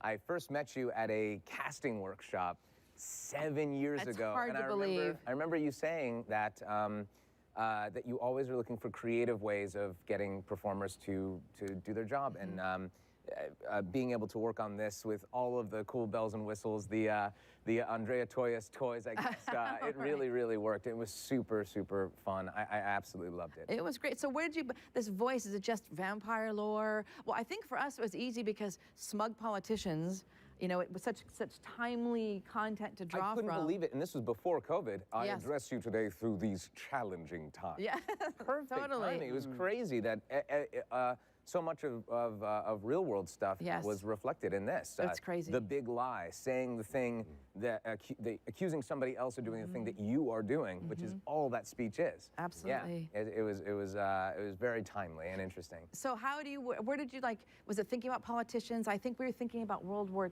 II propaganda. I forget what was in, how did you think you created him? Like, what would you base him on if you had to kind of piece him together?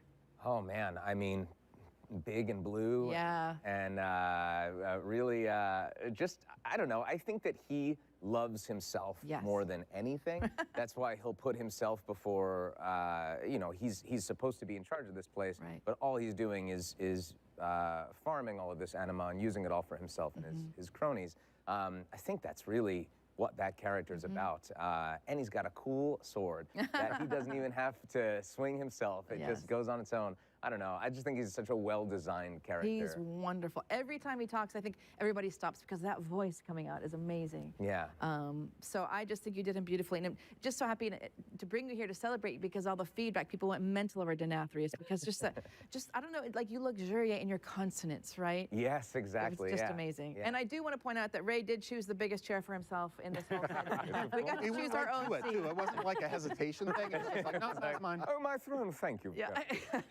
And again, I'm casting people who connect with their characters a little too well. So Yes, no, I have no problem. Oh, we love him. He's just fantastic. Thank you. Leader of the vampires.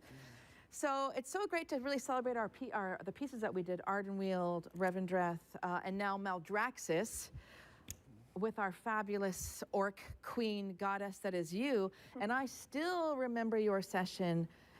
Working with Deborah is magic because Deborah, I will watch Deborah and she physically, you can watch her, you haven't been to session yet with Deborah, she physically transforms, you just see like, zzz, and then it's just Draka. And the power that you bring to her is amazing. So let's watch a little bit of Draka to celebrate your magic and then we'll come and chat. In life, I was Draka of the Frostwolf clan, a warrior who gave everything to protect what mattered most. But I was not done fighting.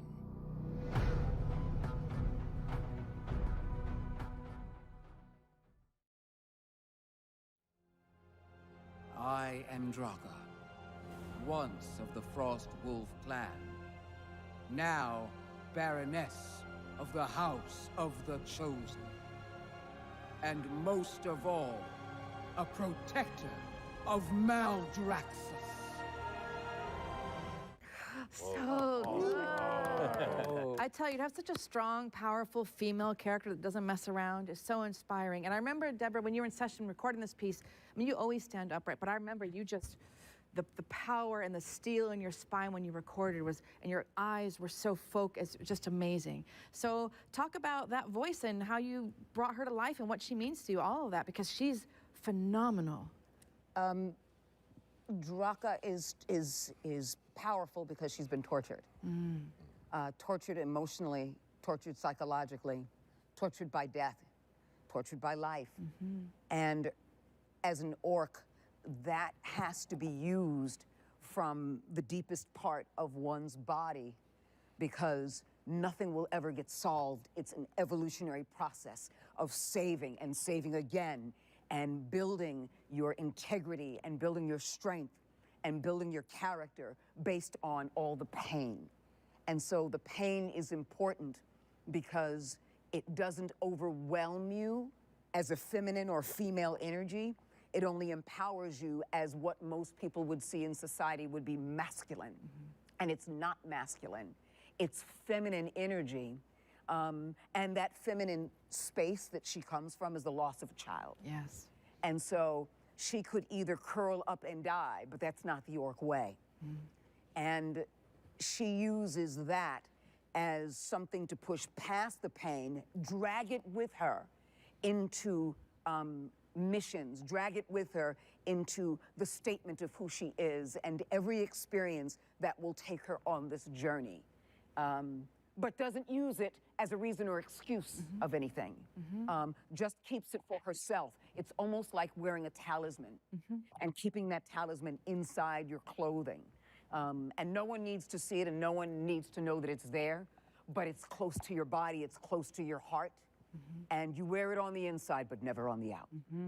I love it. So what part of you do you connect with? Like, what part of Deborah do you see as All the of it. All of it, absolutely. All of it. And the reason is because we're telling their orcs and their demons and their creatures and their characters and their vampires, but it's important for me when I go into a booth to tell and transmute the experience in a human story in terms of why people want to relate. And unless I'm putting something very personal in it, it's going to be a challenge for people to relate, and I will miss an aspect of authenticity.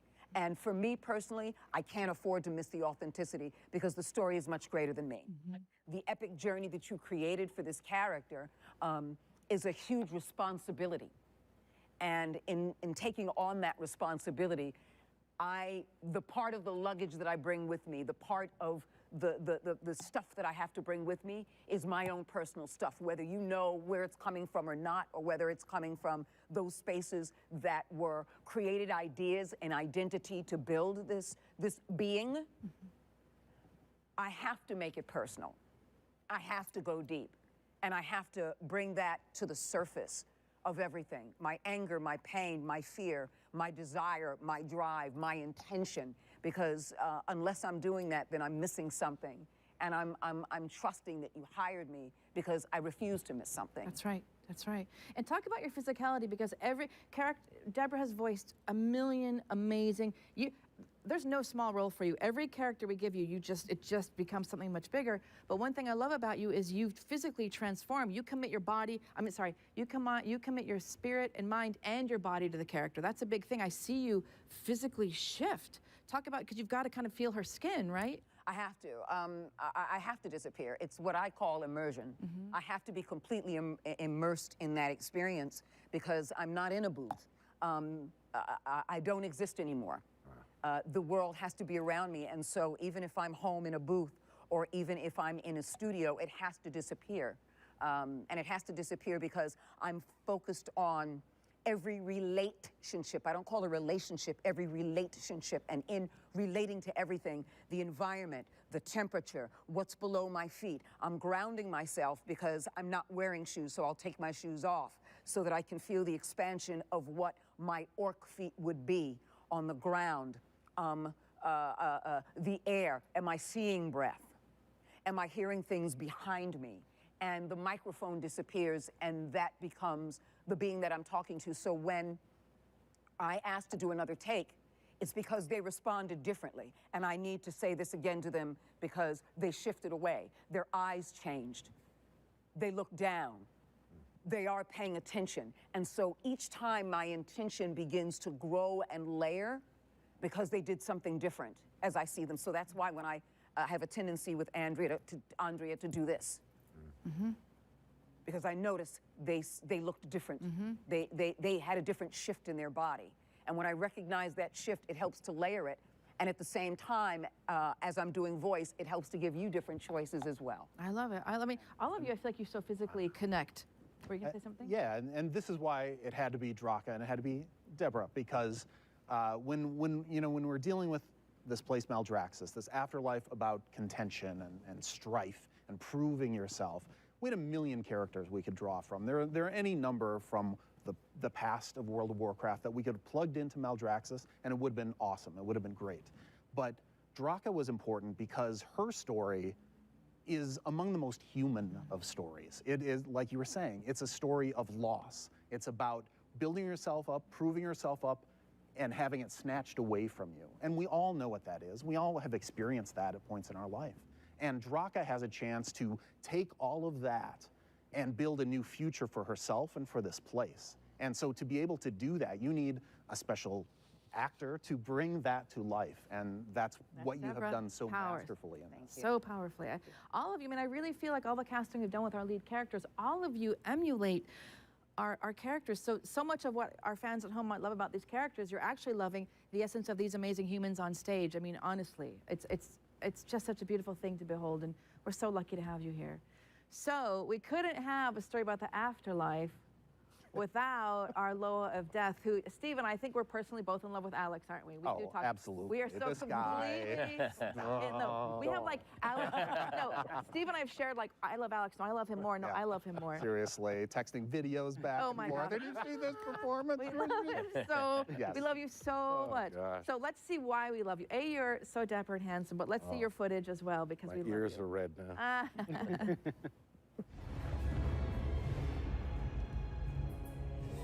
Well, this is a surprise. You're looking pretty good, Your Majesty. So, why have you come to see me? I need your aid. I see. You want to make a deal with me. Go on, go on. Become my Loa. Grant me the power to recover my kingdom, and I will elevate you above all Loa. Yes, so you get your kingdom back. All very nice. But soon you'll tired of old one Samdi. You go back to the living Loa, the one who bring the rain, makes the crops grow, not wither and die. No. I need more than just your word. Got so good. What the You know, heck? it's so hard. I had to choose a clip, and I was like, okay, I'm gonna choose like 10-second clips. I couldn't. For all of you, I'm like, no, 15, 20, 30. Okay, 2 minutes. I need 2 minutes of the footage. It's so good. Oh, thank I know you were on a panel before, but where does he come from? I feel like I'm watching a gangster flick every time he comes on screen. Well, first off, I want to say that I'm very jealous of his gun. Got to work on that. No, Bon Samedi. Actually, no. What I do love about Bon Samedi is that I get to tap into something I never get to do in my other acting career, is to be the mischievous, devilish, evil, but lovable guy. To me is fascinating. Initially, I think I got the idea for what I wanted to do from watching an old movie called Rockers, this old Jamaican movie. And there's some old Rastas in there. And the way everything them say is so deliberate. And then somehow when we got in the booth, we started playing with it and made them lighter and darker at the same time. And I don't know how we caught it, but it was that thing where you go, there it is, let's go. And really, I say this in all sincerity, this is one of the joys of my life, is when I get to play. We love him so much, and I think, Steve, you can attest, the fans are nuts over Bon Samedi. And I think I talked about this on the last voice actor panel with you, but every time when we would record in session, Alex doesn't stand behind the mic and record. He kind of does this like dapper. Kind of got to lay. Yeah, he kind of just lingers on his music. Yeah, totally. We have to keep moving the mic because Alex just kind of lingers and like, what do you want? Oh my God. Well, it's He's interesting. It's amazing. great hearing this too, like what you were just talking about, and just how the physicality helps you. Absolutely. It helps you so much. And yeah, this cat's laid back, so come on, bring it. So good. You know, so much fun. Yes. So what do you think he means when you create him? Is it kind of tapping into those old Rasta and? Yeah. Started with the Rasta, and then Bon Samedi, and I was like, oh, Bon Samedi. Oh, we're going to Haiti. That's right. And okay, I've heard about this stuff, and so I was tapping into that. Yes, Jeffrey Holder was also in my brain, but yeah, it was just tapping into that and the idea of the darkness, but also not darkness, mischievousness. Yes. And it's how mischievous can we get? How can we ride that line? Just get right there. Right there. And I just love being able to just, don't mess with me. It's really. I think you're right. I think he really is dark and light. And Steve, every time we're in session with you, Alex, we just laugh and laugh. Like you just find these interesting peaks and valleys and deliveries, and it's just, he takes these lines and suddenly it's like a whole other thing. I mean, well, the joy is that, yes, we knew going into the sessions for Shadowlands with Alex, like we're so excited. We're like, oh, we can't wait to get Alex in the booth. It's going to be magical. But you never know when the magic is going to come, because you can write the lines, you can think a certain thing and plan for it, and then he finds just something else, and it's just delightful, and we collapse on the floor laughing. Do that again, do that again. My favorite is this. We'll do the line, be like, wait, hold on. I want to try it this way. Hold on. And just through tears, like we're saying it through tears because we're laughing so hard. It's like, did Alex? I know. It's amazing. Take it. We're like, I don't care if it's a totally different line, take it. Yep. So right now, the line that Steve and I love most, can you just read the one on your card that's our most favorite? You know which one it is. Which one? The fussy. Oh, hold on, I forgot my readers. This is the line that when he did it, Steve and I are like, we don't care, we're changing the whole damn line. Not doing it's such a fussy pants, man. I got some here you're gonna want to see. We're like, did he just say fussy pants? Right. Yes, he did. Print it. Yes, that's the thing. Like most of the time we go into a session, we got our script printed out, and occasionally, you know, sometimes things happen in the booth, and you're like, oh, let's make a change here. But you know, they're not huge changes most of the time. But with Alex, it's like we'll just throw some lines out there, and I know they're just going to be rewritten on the fly. I've got the editor open. I'm in there just typing like crazy. I can't believe he said that. Let me throw that in there because it's just so much more delicious. Yes. Because it's just jamming together. For Alex in particular, the script is just a suggestion. Here's what you're thinking, Alex. You do what you want to do. And I thank you for that. Oh my God. And I love it. And that's what I always say too, you know, it's nice when we as the devs come in and know what we want, but we have to give space for Draka, for Denathris, we give space to you because it's you as a person, your life story, your ideas and your thoughts that you want to try that really bring it to life. And Bwan Samedi is like, he's just so delicious. I could listen to him all. We need like an audiobook. Steve, can we do a Bwan Samedi audiobook? I think that would be amazing. Yeah, I think we got to do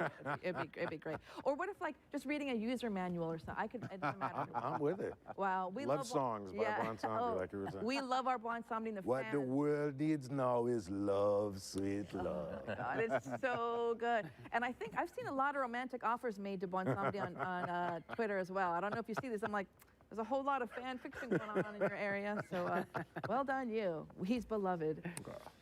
So, oh my God. I don't even know how to talk about Anduin. Let's watch some great Anduin footage because we're like sassy Anduin is all a go. So let's watch some Anduin footage to celebrate your greatness, Josh.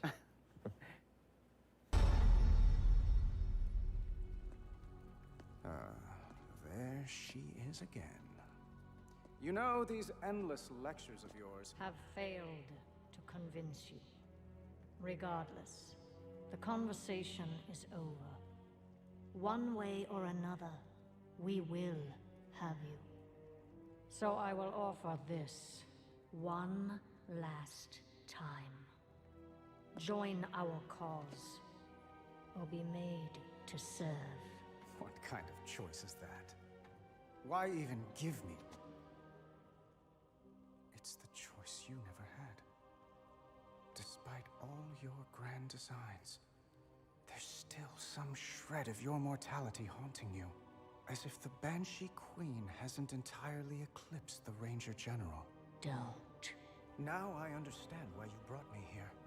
Why you've tried so hard to persuade me. Because if you can get me to let go of hope, you finally can too. Enough! Submit.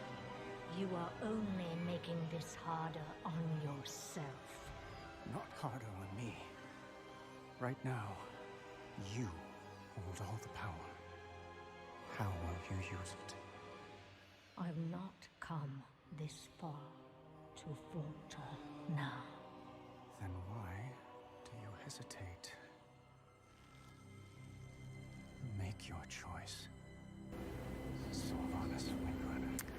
Kind of cut that. There's no cut point in there. Oh, so good. Yeah. You're all hangry in that video. Yeah. Pissy, and what's going on? I mean, he's been in the maw for all this I time, and he's, know. you know, having to listen to Sylvanas wax poetic about everything, and we were talking before the cameras went live about how he's just, we get to see Anduin, you know, he started off very formal and articulate. Now he's just like, I'm over it. I'm over you, I'm over this.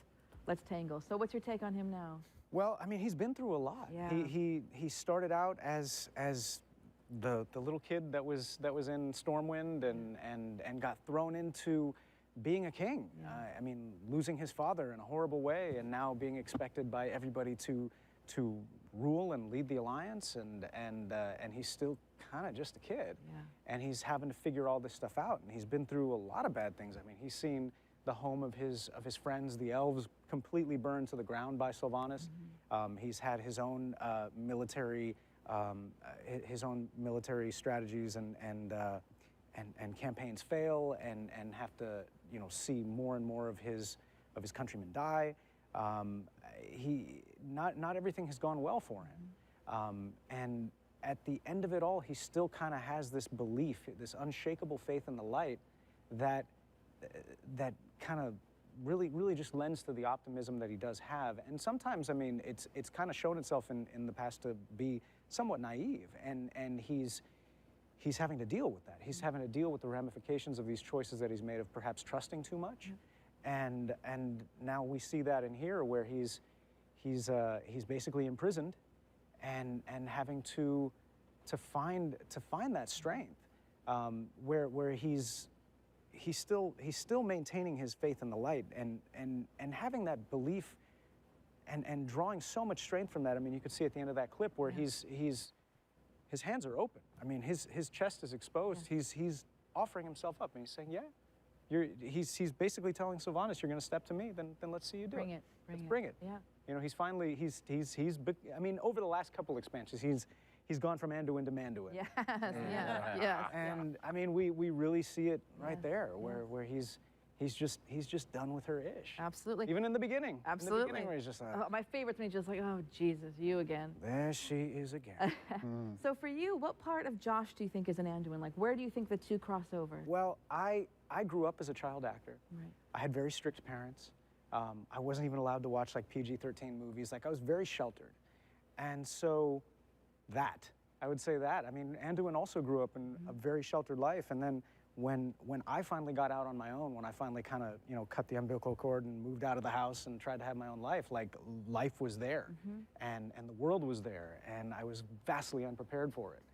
And so I definitely feel a kinship in him with him in that sense, in the sense of now having the world thrust upon you and feeling completely unprepared, but still having to rely on whatever optimism and hope that you have, that you can make this work. And so, I mean, that's pretty much what my own personal past that I draw from when I'm voicing Anduin. I mean, I've definitely, you know, grown since then, and grown into my own shoes. But yeah, I mean, a lot of that. That's beautiful. I think there's a resilience there that we can all relate to, because I think all of us think we're prepared for life, and then we find out that we're not, and we just have to keep going, and life keeps throwing hard things, and we just have to keep going. So I think we can all relate to that. So you did him so beautifully. Steve, any thoughts on the Anduin journey so far? Well, it's certainly a centerpiece of Shadowlands, this relationship between Anduin, Sylvanas, and how the jailer, his shadow, looms over that. It's been a lot of fun. The cinematic that you chose is it's definitely one of my favorite cinematics we've ever done. And Anduin is so great in that, because you look at what's going on in there. Sylvanas is holding the sword to him, but Anduin has all the power in that scene. Right. He's the one who's saying, he's putting it on her and backing her into the darkness where he's standing in that light. These are all very deliberate. That we've talked through this cinematic. Again, you know, I work on these with lots of different folks, but Taryn Gregory and Christy Golden and I worked very closely on this one in particular. And that was just that theme, that juxtaposition of power and who's got it in that scene was just so crucial and so fun. And you and Patty just delivered that so beautifully.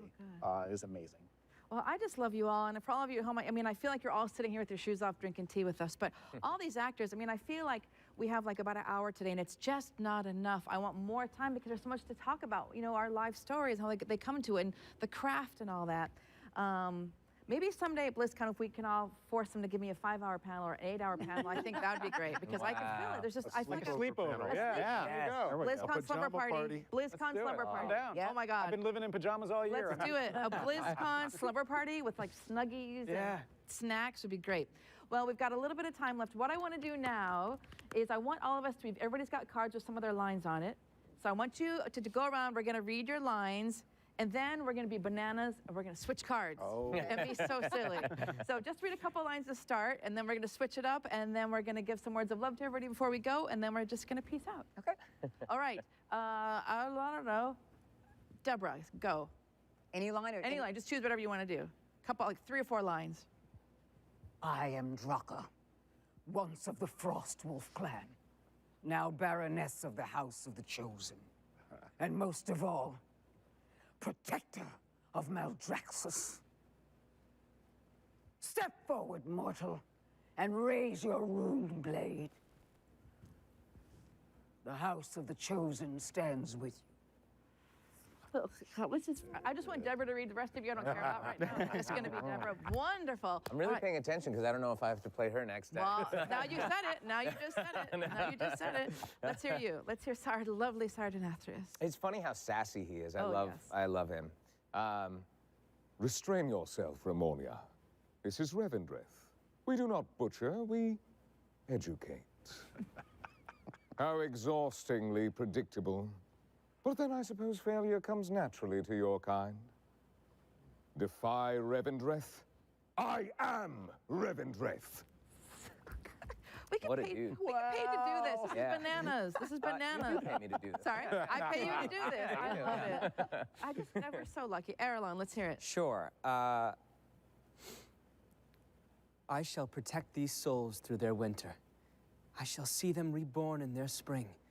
No matter what trial I face, I swear it, my queen. I swear it. Anyone who threatens my grove is my enemy. For Ardenweald! I love it so much. Wow. All right. I will not become an instrument of death. Everyone suffers, Sylvanas, but destroying everything will not take away the pain. Do you expect me to believe that all this time, you've been fighting for justice? Look around you at what and who you've joined. What makes you believe you're not just a weapon to achieve his ends? I thought you believed in free will, Sylvanas. God, I do this all day, all day. Wow. Oh my God. Oh. Wow. All right, Bonsamdi. Hey, well, you say, Ice Queen, it's been a long time. But this tree looking good. Yeah, I like what you done with the place. You better watch your tongue, little thing. Bonsamdi, the boss man now. Another day, another deal. The best part is watching your faces because your faces change. Okay, give me your cards. I Oh, want to mix them up. Give me your cards. Sweet mother. Give me your cards. Oh, boy. What are you doing? We're gonna, give me your cards. All I got is one. So. Give me your cards. That's all I do. Okay, you got it. I could not do that, actually. What if I get the same one? Okay, don't tell me if you pick the same one. Can Okay. you just read Here we everyone go. else's Okay, here we lines go. Yeah. character? I think that would be great. I think I'm Don't tell anybody what you got. Okay. Oh no! All right. I know who got Bonsamdi. Do the other lines as Bonsamdi? No, as the character you just heard. Oh no. Oh, you can do it either way. Whatever, They can however you want to do it. I'll let actor's choice. I get? Actor's choice. You All right. fathers. Okay. Who wants to go first? Who's ready? Actors? I'll go. Okay, go ahead, Ray. Here's the character Anduin Wrynn, Warcraft, originated by Josh Keaton, but now it's played by me. I will not become an instrument of death. That's pretty damn good. Everyone suffers, Sylvanas, but destroying everything will not take away the pain. I thought you believed in free will, Sylvanas. Good Cool. job. That was Get pretty one good. of That was Very good. maybe Denathrius is a long lost brother. It kind of sounds. You know, no, spoiler. Oh, sorry. Who's ready next? Okay, Alex. I am Draka, once of the Frostwolf clan, now Baroness of the House of the Chosen, and most of all, a protector of Maldraxxus. But then, the House of the Chosen stands with you. For crickets, for Akari! Yes. All right, who's next? Josh. I guess it's me. I got Sire Denathrius. Yeah. All right. Let's hear it. How fortunate you are to witness the splendor of what is about to unfold. Every precious drop of anima, so painstakingly wrung from the tortured souls of lesser beings, now paves the path for the banished one to reclaim what was his. Defy Revendreth. I am Revendreth. Oh, good. I think we should recast the whole. No. Recast. Well, that means. Let's hear it. I was so hoping I didn't what you got. Look, don't mess it up now, Max. You better be perfect. What I love is that it's the way the accent is. It's written in for me. I'm sure it's gonna sound very authentic.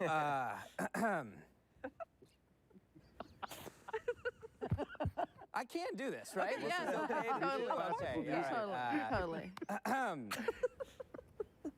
One somebody got all the Larry praising me. Without the jailer, you just be a poor forgotten error. That's great, man. Okay, maybe we won't recast all of it. That was great. We can make him a background troll. That's fine. That's great. Oh my God. Let's clap. I love you guys. Let's everybody at home. Let's clap for our actors. I love you guys. Oh, did you win? Did you go? Oh my God! I got so excited by your Bonsomdi. I got so excited. Because that's how we should have ended it. I'm so sorry, Deborah. I'm so sorry. I'm sorry. My name is Deborah. I know. Sorry, you mean are Max. Yeah. I'm Max Middleman. Read this. I shall protect these souls through their winter. I shall see them reborn in their spring. No matter what trial I face, I swear it, my queen. I swear it. Anyone who threatens my grove is my enemy. I will hunt for you, my queen, for Ardenweald, and for the souls we can yet save. Oh my God, that's the way we were supposed to end it. Hey, guys, I just have to say real quick, I grew up watching Deborah on TV. And she's that is like such a huge honor for you to be doing my character in front of me. That blows my mind. Thank you. Oh my God, that was perfect. You guys are amazing. This just shows the versatility as well. I mean, maybe you can work on the accent a little bit. Everybody else was amazing. Yeah. It's cool. I got to work on my dwarf. That's fine. That's fine. That's fine. Well, we are basically almost out of time. So what I want to do is close with just, a reminder to our fans. We'll go around quickly and just our parting words to all of us out there. You guys can start. Steve, I don't know who wants to start. I love you all. Alex, you ready to start? Just a parting farewell to our lovely tribe. So grateful to be here. So grateful that you're here. And just remember, be good to you and be good to those around you. Everything else will come together. Amen. Beautifully said. Steve? Thanks for being part of BlizzConline.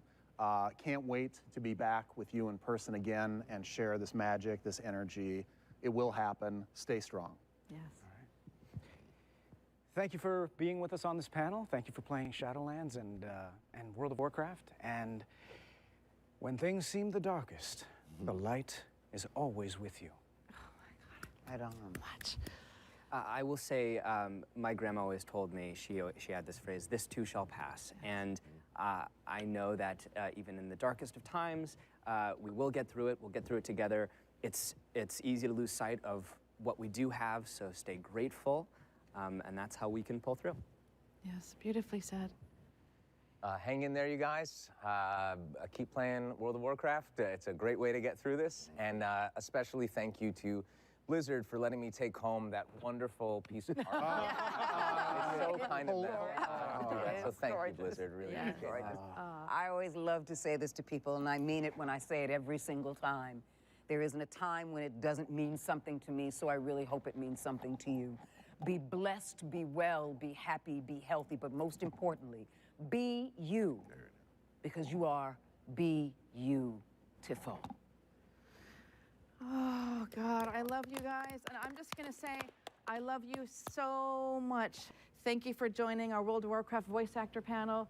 We love you. We did it for you. And we're all going to be okay. Take care. Till next time. Be well. Bye.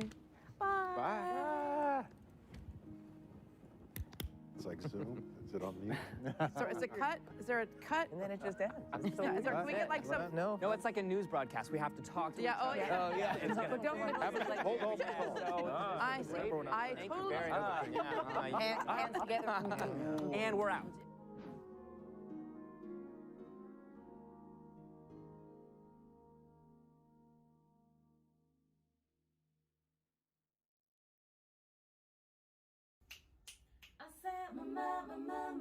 안녕하세요, 마법입니다.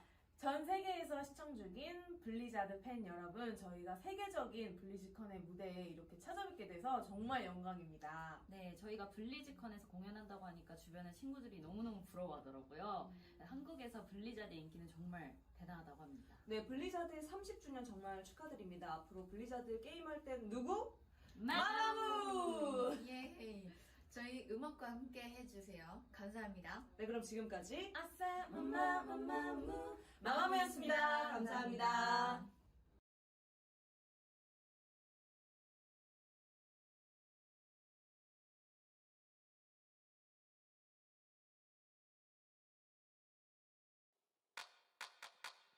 All I wanna be is 멋진 내 맘대로 걸어 머리 어깨 무릎 다 힙해 Do it like me do it 나를 따라 해 Kick it clap it 모두 같이 해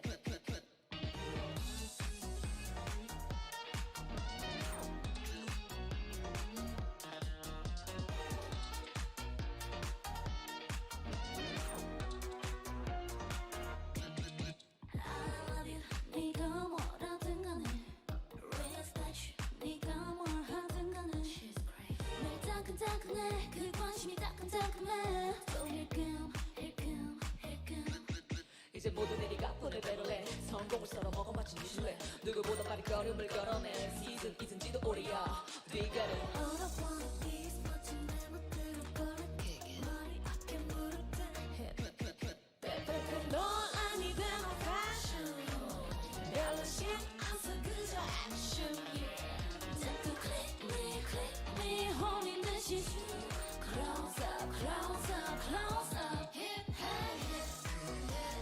머리 어깨 무릎 hip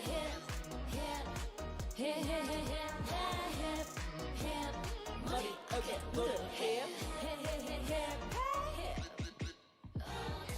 어딜 가도 넌 reflection 빛날 수 있어 세상에 넌 하나뿐인 걸 근데 왜 이래 네 얼굴에 침뱉니 날 자극한 여러분 감사 거기서 모두 지질이 반사 덕분에 나의 멘탈을 다단해 난 더 물고 만들어갈게 All you wanna be is trendy 얼굴 긁기 기믹됐지 그런 애들끼리 hip 넌 아니 된 my passion 별로 신경 안 써 그저 action 자꾸 click me 홀린 듯이 zoom Close up hip 머리 어깨 무릎